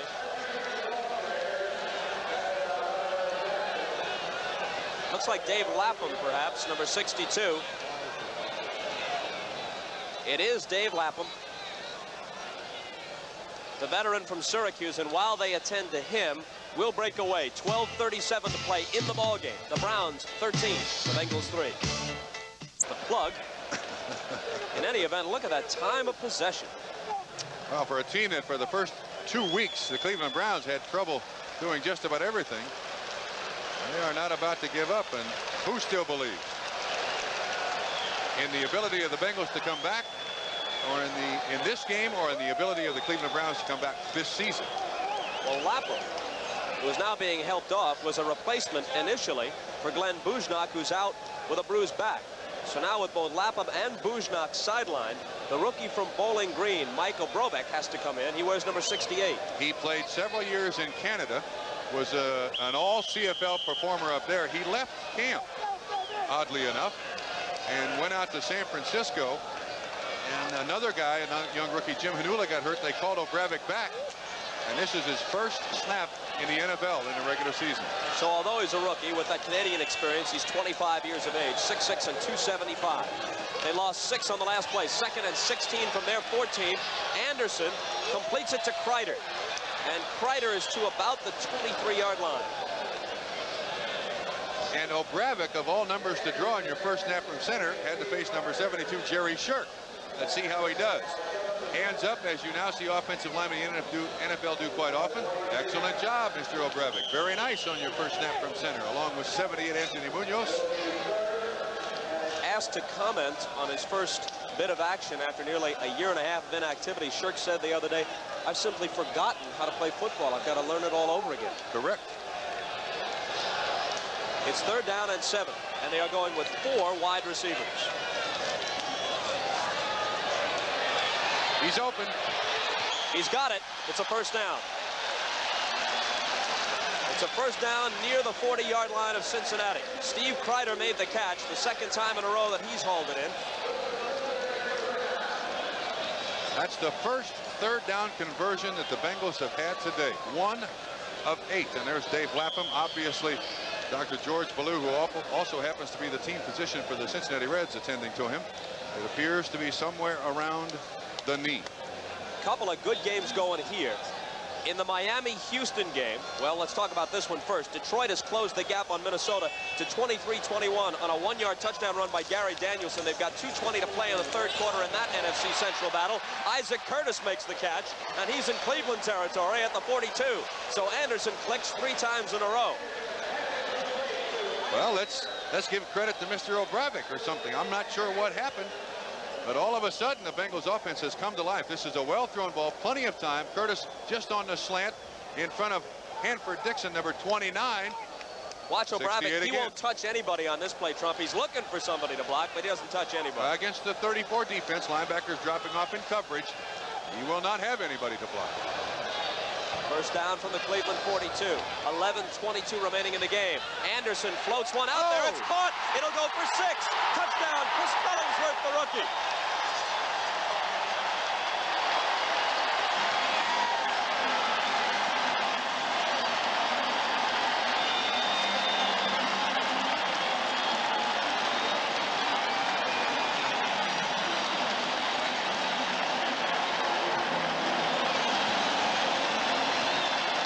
Terrible tails are finally wagging at Riverfront. Interesting situation. The first guy to congratulate Ken Anderson on the pass completion for a touchdown, Kirk Shawnard. Number 2, Jack Thompson. It appears that the reports of his demise were greatly exaggerated. An excellent catch and throw. And for Chris Collinsworth, his first NFL touchdown. And now we need the holder for Mr. Breach out on the field. Well, we have the holder, but we're missing somebody. Oh, Dave Lapham gets hurt, so now you go to the second man in the extra point. The touchdown play covers 42 yards. And the Bengals are right back in it. They are not going to take a timeout. They're going to take the 5-yard penalty and kick the extra point, a very important extra point. And a very Dave Lapham evidently cartilage damage to his right leg. He will not return. Unfortunate. They are already thin at offensive guard, but Mr. O'Bravik doing a fine job so far. There's Lapham. He is called the human crescent wrench for the Cincinnati Bengals. Can play all 5 offensive line spots.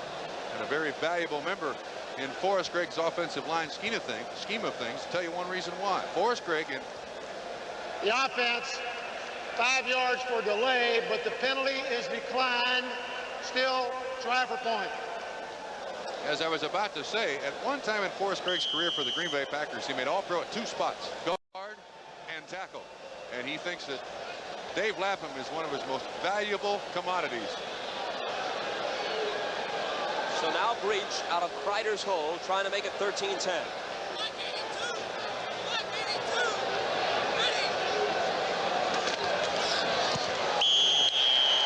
Is good. So it was 13-0 Browns at halftime. All the second half scoring has belonged to the Bengals. They are within a field goal of catching up. We have 11:14 left. Look again at the touchdown. After the kick, we'll see how Isaac Curtis got in the end zone. Jim Breach. Cleotha Montgomery, who was back there in a 2 deep with Charles White. 23-yard line, and that's all. Watch the setup here. This is somewhat reminiscent of what San Diego did to the Cleveland Browns in Week 1. There is no pattern here. He went straight down the field between defensive backs. Well thrown ball by Ken Anderson. Great touch on it. And Collinsworth, as you said, Bob Costas, his first touchdown in the regular season of the NFL. Now the defense must respond. Again. Well, the Browns piled up a lot of yards, but not all that many points. And suddenly the Bengals have come to life, and the Browns find themselves very much in a ball game. Newsome single coverage on top with Brian Hicks. It's batted away by Reggie Williams, intended for Charles White. Excellent play by the outside linebacker. This is amazing. Is it possible that they're going to do it again? Come from so far down, be so dominated in 3/4 of play, and in the 4th quarter respond to the challenge? From behind the defense. Just a little dump-off pass. One that's been there almost all day long. Finally, the linebacker is out there to cover. Well, they keep making the task progressively less difficult. First, they were 21 points down and came back against Seattle. Then they were 14 points down, came back against the Jets. This week, 13 points down, and they're coming back against the Browns. Sipes pass. Is it caught? Feature. Yeah, they'll say he caught it. Ricky Feature is a guy who likes to play against Cincinnati. He has 6 career touchdowns, 4 of them at the expense of the Bengals. Cleveland's fastest player, I might add, along with Cleo Montgomery. 15 yards on the catch, first down, and that takes a little steam out of the Bengal defense. They've got to turn the ball over here, or at least make them a chorus line offense. That's 1-2-3 kick to get the ball back in the hands of the Cincinnati Bengals offense. Newsome goes wide left. Feature goes wide right. Rucker is in a slot right. A world of time remaining. 10 minutes and 20 seconds. Browns 13, Bengals 10. The carry by Mike Pruitt. Glenn Cameron and plenty of his teammates stack him up. Rick Rosano, 51, was there.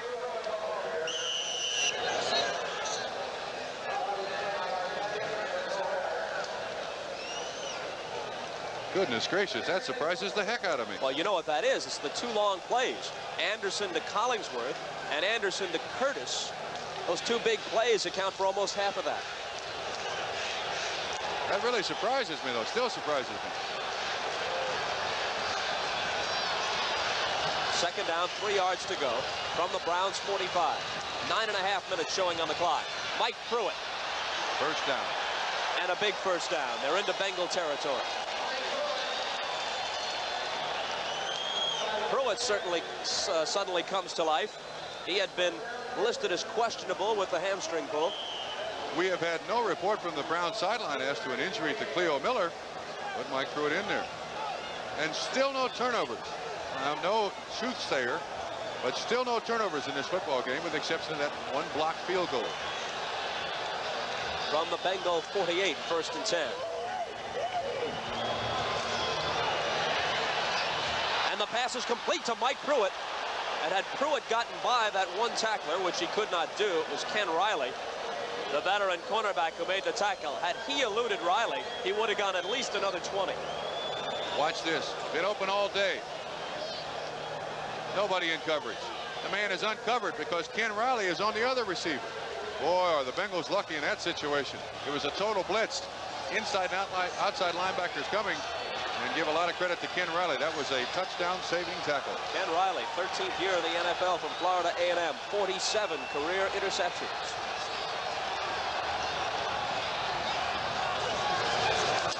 Pruitt carries again. Mike Pruitt suddenly recovered from whatever was ailing him earlier. I'll tell you what made him recover. Bo Harris on the tackle. What made him recover so quickly is the 83 yards that Cleo Miller got in the first 3 quarters. Sometimes those striped shirts have a little damage. Watch this. Watch him right in the corner of your screen. Whoops, that's a clip. Will they be penalized 15 yards? No. He's all right. So Pruitt got 6 on that carry. 2nd and 4 from the 30. We're down to 7:25 remaining. It's Mike Pruitt again. Pruitt could have been stopped for a loss. Instead, he pulls forward close to the first down. Look at the leg strength in that gentleman. Playing with a pulled hamstring. This has been a marvelous performance by the Cleveland Browns in the face of all kinds of adversity. 2 straight losses, 2 embarrassing losses, all kinds of injuries. They have responded so far. Now 3rd down and 1. This is a big down for both teams, obviously. Mike Pruitt, there you see him, number 43. Better than 1,000 yards each of the last 2 seasons. 6 foot, 225, and a 6th year out of Purdue. Browns' number 1 pick in 1976. I think I'd give it to him.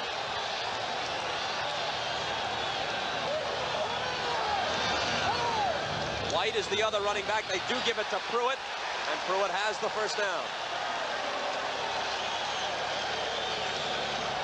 Excellent job by the center and 2 guards. Joe D, R.E. Jackson, Tom DeLeon. They put a big bow in that defensive line of the Cincinnati Bengals.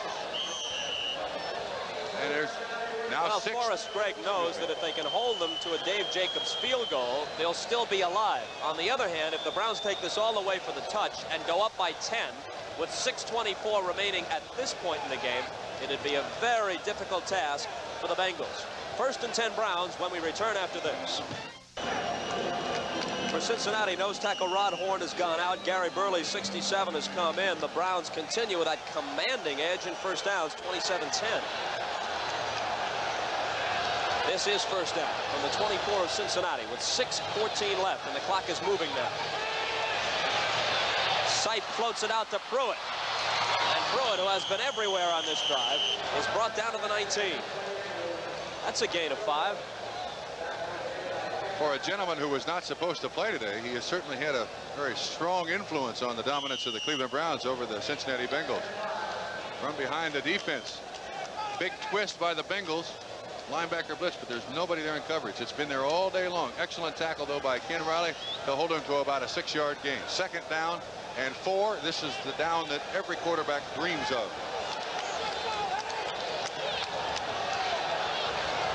Exactly 5.5 remaining. Sipe rifles one into heavy coverage. Can't find Ozzie Newsome. All up in the air there for a second. Nobody could find it. Brian Hicks on the coverage, number 27. And an excellent job. Well, if they don't get the first down, it's not an absolute cinch field goal for Jacobs, and we still have 5:22 left. The Bears grab the halftime lead on the Bucs, 14-7. But remember now, the Cleveland Browns are the cardiac kids, not the Cincinnati Bengals. At least that's what everybody thought prior to this season. Agreed. There's Jacobs, who has hit 2 out of 3 so far today. And 3 of 8 for the season. I see Greg Pruitt in the backfield of the Browns. He wears number 34. Sipe sees something he doesn't like and wants to talk it over.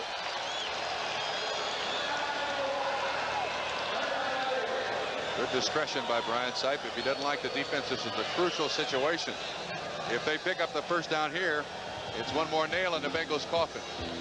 That was the first timeout used by the Browns in this half. They have 2 remaining. The Bengals have all 3 of theirs left. I don't know. Meanwhile, Forrest Gregg was arguing some point with the official. What's upsetting him? Can't imagine what it would be, except they seem to have had an awful long time out here, and a lot of players go in and a lot of players come out for the Browns. What's been there all day, they may try again.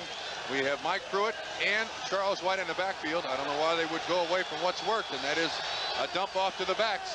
On 3rd and 5 from the 19, 4 down linemen, 5 defensive backs for the Bengals. 5:22 left in the game. Motion along the line.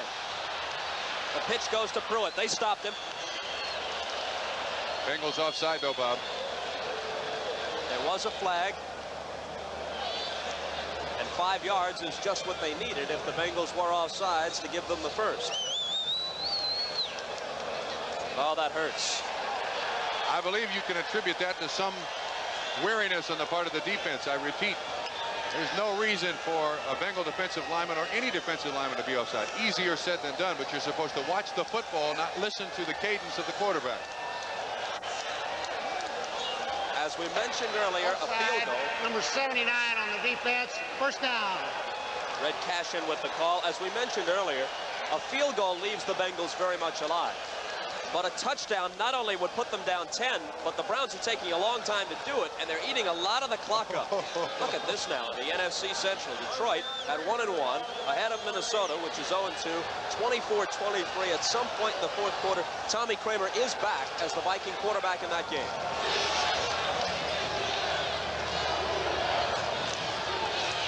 Mike Pruitt, look out, Pruitt bangs his way down inside the 5-yard line where it will be 1st and goal, and there's a flag down on the play. Thrown in the area of offensive holding, yes. Against the Browns. So there's a Bengal break. I believe that's the first major penalty against the Cleveland Browns since the 1st quarter. I'm not sure we can pick up the holding.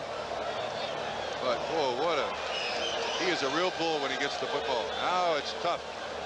Now we've got first down and 20. Holding number 54 on the offense, still first down.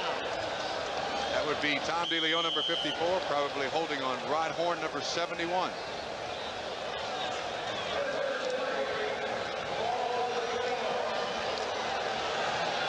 So it becomes first and 20 as they're pushed back now to the 24. 5:11 on the fourth quarter clock. The Browns 13, the Bengals 10. I'd watch out for Greg Pruitt. It's Mike Pruitt through a gaping hole. Mike Pruitt down to the 13-yard line, maybe the 12. So he gets 11 yards approximately on the carry. It'll be second down and about 9.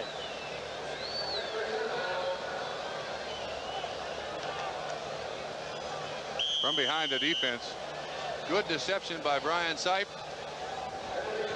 Decent lead block up there in front. The Browns have just they've been awesome offensively today. They give him 12 yards on the carry. It's second and 8 upcoming from the 12-yard line.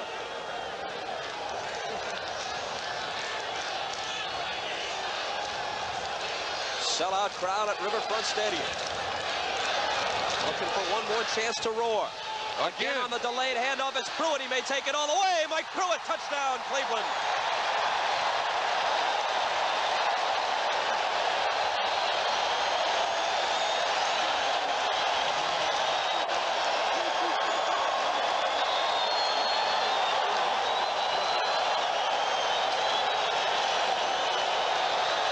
And the Browns fans, and there are many of them here at Riverfront, get a chance to whoop it up. And that is as appropriate an ending as you could ask for to that drive, because Mike Pruitt really was the whole story of that Browns march. Bob, the Cleveland Browns have gotten 120 yards rushing out of their two fullbacks. Cleo Miller in replacement of Mike Pruitt, and then in the latter stages of the game, Mike Pruitt himself. Dave Jacobs for the 20th point out of Dave Logan's hold. He's got it.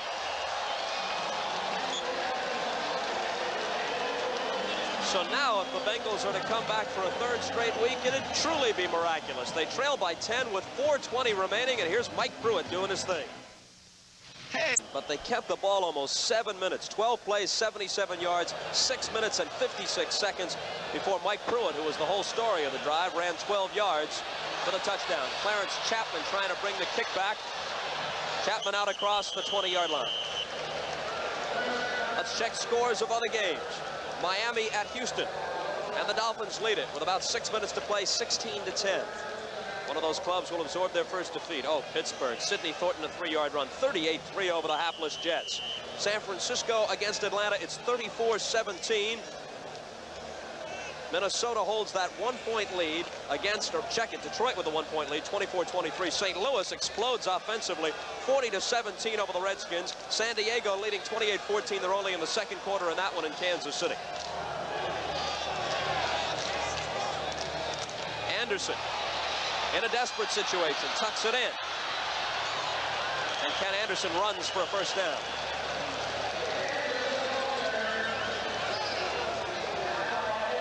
And the last score to check, Chicago at halftime leading Tampa Bay 14-7. A 12-yard run on that last play by Kenny Anderson. I think the Cleveland Browns will give Ken Anderson all the 12-yard runs they want. They're going to be very, very deep in coverage. Let's talk about that Detroit-Minnesota game for just one more second, lest there be any confusion. It's 24-23 Lions over the Vikings with 10 minutes to play in the fourth quarter in that game. Anderson has got a target wide open. Dan Ross tied in, straight up the seam, trying to take advantage of the wide coverage. 21 yards on the catch. And where was this in the first quarter? Ah, thank you very much. In hope. Ross did some nice running with this ball after the catch as well, bouncing some bodies around. Tough kid out of Northeastern, which is up around the Boston area. Hurry up offense by the Bengals. First and 10. In the best of all possible worlds, the Bengals would like to score before the 2-minute warning. Anderson fires the bomb. Isaac Curtis was the target. Pass interference. They're going to have first and goal at the 1. Wow.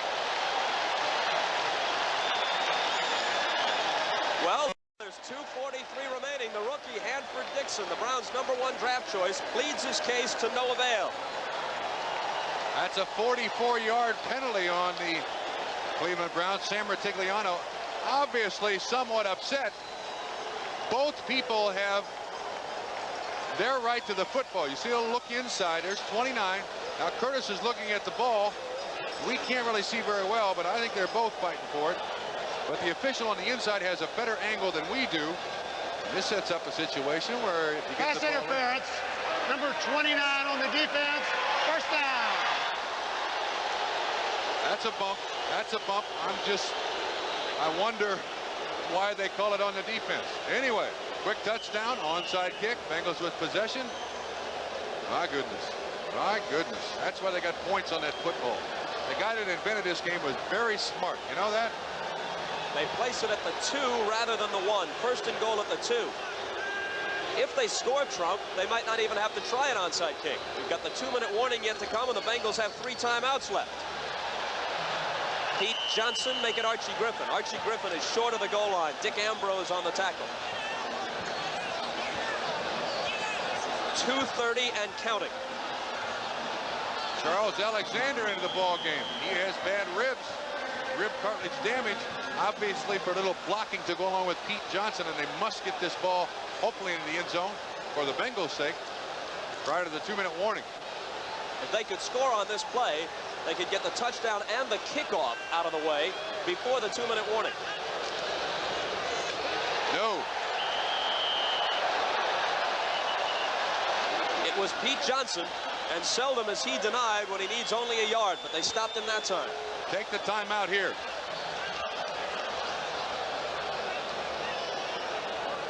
Well, Greg was signaling to take the timeout. Now he evidently changed his mind, but they did stop the clock with 2:03 remaining. And now it starts up again. All right, they'll start it again. They were only stopping it to unpile everybody. So the Bengals have not used a timeout. They still have 3 remaining. We get the 2-minute warning with the ball inside the 1, and it's 3rd and goal upcoming for the Bengals. The Browns lead it by a score of 20-10. And the officials go over just to make sure that everything is copacetic here with Ratigliano and Gregg. 2 minutes left. This banner in tribute to Pete Johnson, who is very likely to be the man they call upon on this 3rd down play. I would expect so. They have Charles Alexander, number 40, in there for blocking, and they tend to run behind Anthony Munoz in this situation, which is to the left, along with Michael Brevik, number 68. Alexander deep, Johnson up front. Here's they'll run to the right. Exactly 2 minutes left. Pete Johnson scores.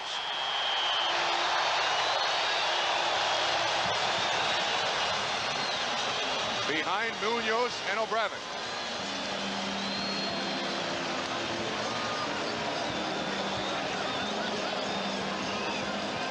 He still is the leading scorer in the Big Ten, Bob, from Ohio State.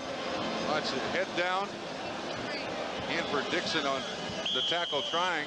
That's a mismatch. Now a very important point after for Jim Breach. He needs this to bring them back to within a field goal. The only thing wrong, if you could find a flaw with that entire drive for Cincinnati, is that they didn't get in before the 2-minute warning, but they still have all 3 of their timeouts remaining. This is a 20-17 game.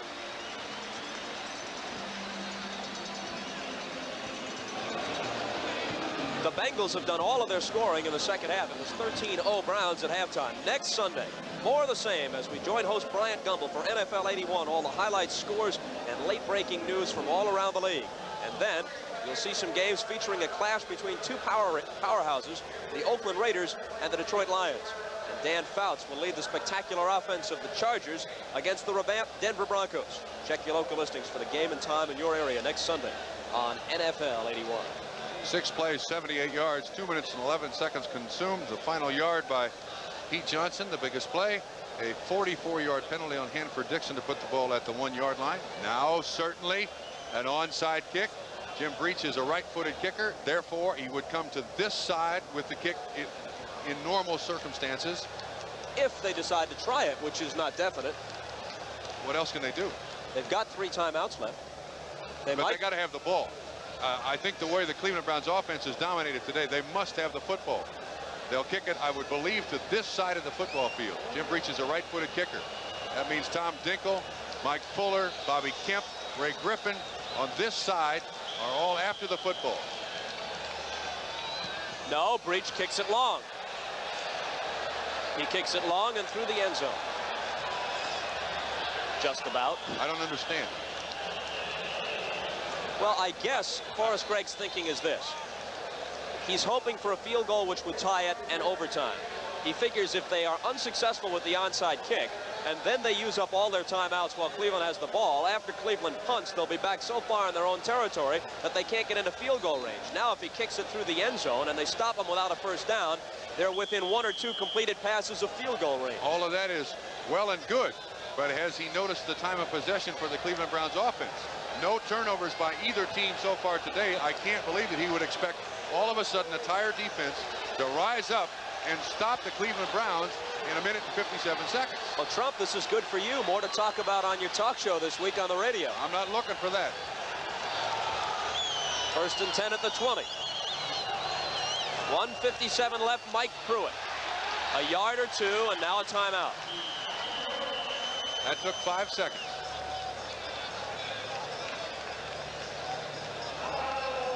Two timeouts remaining for the Bengals.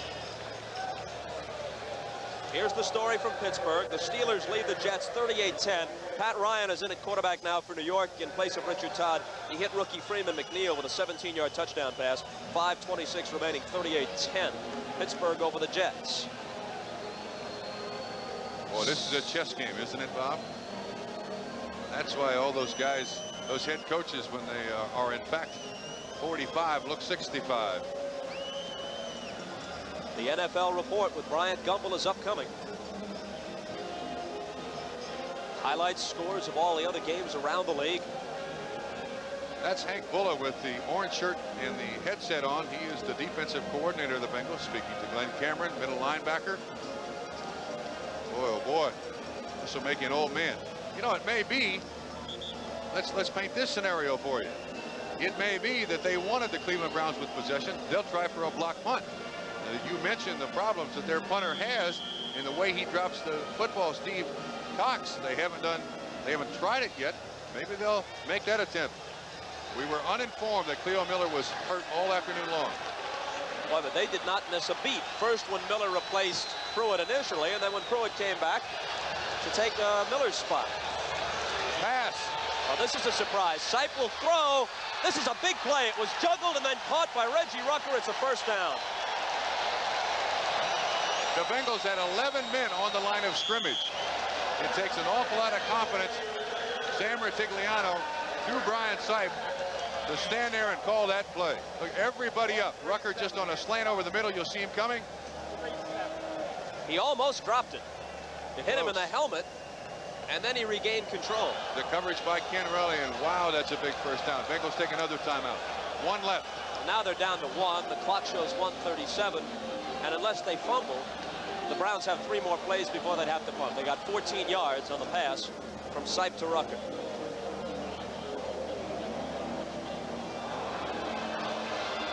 Retigliano and Sipe, the Atlanta Falcons, who will likely be 3-0 at the time, will be next for them in Cleveland next Sunday. Buffalo, another playoff contender, comes into Cincinnati to face the Bengals here at Riverfront a week from today. Remember, Bob, the first game we did this season, the Pittsburgh Steelers were in this situation. Remember, I will never forget. Neither will Pittsburgh. But on a simple handoff from Terry Bradshaw to Franco Harris, the ball was dropped because of a blitz up the middle, picked up by a linebacker who ran it 74 yards for a touchdown. I mean, we're talking blue sky here if you're a Bengal fan, but I repeat, that's where they put points on the end of that football. Our spotters today have been Bill Swarberg, Mike Leonard, and John Murdo Jr. Actually, John handled the statistics. Charles White is nailed behind the line of scrimmage. Flag is dropped, I believe. The Bengals lined up offsides. Bengals also are signaling for a timeout, and the official is pointing toward them, but if there's a flag on the play, that's got to stop the clock itself.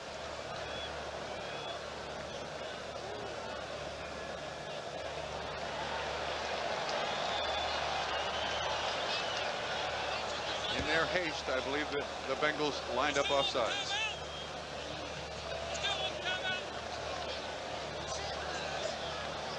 You are correct. And the Browns are saying from the sideline, hey, listen, fellas, they also signal for a timeout. Well, they put that one more timeout back on the scoreboard, so the Bengals still have a timeout remaining.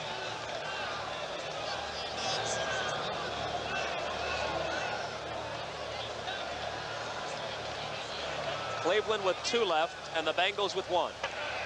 Offsides on the defense, still first down.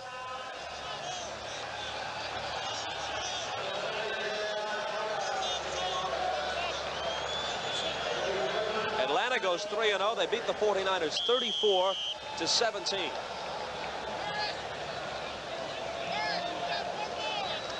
San Francisco now 1-2 on the season. 1st and 5 at the 40-yard line. 1:32 remains. Mike Pruitt. What a second half he's had. Wow. Gets about 3. They'll have to stop the clock again, and this is the last time they can do it. Ross Browner made that last tackle. It was Browner who hit Richard Todd late in the 4th quarter at New York a week ago and caused the fumble which Mike St. Clair recovered and ran in for a touchdown. A repeat of that act would send this place into a frenzy. I hope to tell you. The Bengals have an injured player on the field. You have to pick up his number.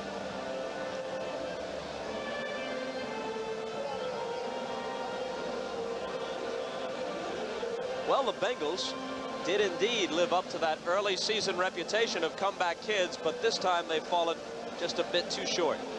Pittsburgh wraps it up mercifully against the Jets. 38-10 is the final. The Steelers are finally in the win column at 1-2 for Chuck Noll. Walt Michaels and the Jets are 0-3.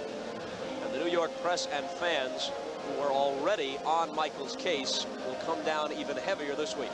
And I suppose it'll be a little more comfortable to be a Pittsburgh Steeler in Pittsburgh this week. Ray Griffin, number 44, is the injured Cincinnati Bengal on the field being helped off. Ray Griffin is the injured player. Griffin, number 44, is being helped off. Ray Griffin in his 4th year out of Ohio State. Favoring his left arm and shoulder.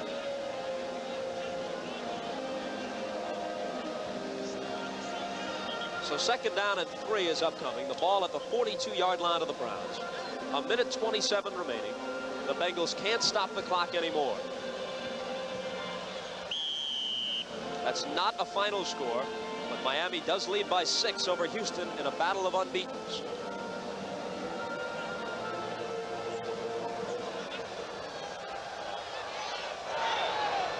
Two wide receivers, one on each side. They're likely to be ignored here. Mike Pruitt, it's been his show in the 2nd half. That's a 1st down. It is just a matter of time, both literally and figuratively. 1:15 showing now as we pause briefly for station identification. This is the NBC television network.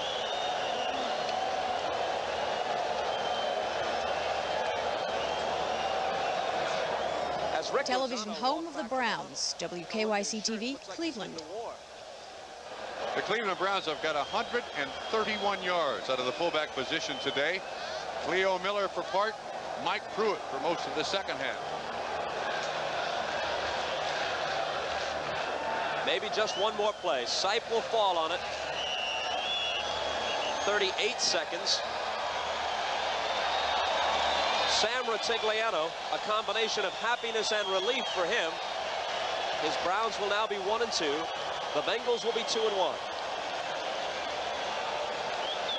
They may have to get off one more play. Let's see. Actually not. The 30-second clock is just a couple of seconds behind the game clock. They can just let it run out. Time of possession in this football game is astounding in favor of the Cleveland Browns. We'll try to get it for you in the next 5 or 6 seconds, but it has to be almost 3.5 to 1 in favor of the Cleveland Browns. Well, the Bengals came back again, but this time they fall a field goal short. The final at Riverfront Stadium, a very happy Art Modell, and now down to the field for Sam Rutigliano. The final score, 20-17, the Browns winning. There's There's Mr. Modell, Paul Warfield to his left. Well, the Bengals came back and gave us a show, Trump. All right, it looks like the time of possession, 15 minutes, 18 seconds for the Cincinnati Bengals, which means 44+ minutes for the Cleveland Browns, and an absolutely astounding display of offense, especially when you consider that the 2 previous weeks they had all kinds of problems, really could not get anything going. But give all the credit in the world to the Cleveland Browns, Sam Ratigliano for getting Mike Pruitt ready to play the second half, and in his place, Cleo Miller had a fabulous game. The 2 of them accounted for 130 yards, and Mike Pruitt had 70 on 13 carries, and Cleo Miller 63 on 6 carries. Just incredible. You know, we mentioned early in the telecast, Bob, that despite the fact that they had lost their first 2, the Browns ranked 5th in total offense in the NFL. So they were moving the ball between the 20s, but just not punching it across. And in fact, today, that was a problem for a while. At the point that they led 13-10, just a 3-point lead, they had amassed all kinds of offense, not that many points. But when they needed it, they put together a long drive to get the touchdown, which put them up 20-10, and they were able to withstand the late Bengal rally, which brought them to within 3. Interesting football game in that there were no turnovers for the entire day. And the people in Cleveland prior to this game were saying, yeah, the Bengals are 0-2, but who did they beat? Look who we lost to, Houston and to San Diego, 2 powerhouses in the NFL. Today it was the Browns' turn. They had a marvelous performance both offensively and defensively. Briefly here, you speculated about the hook for Anderson, but I guess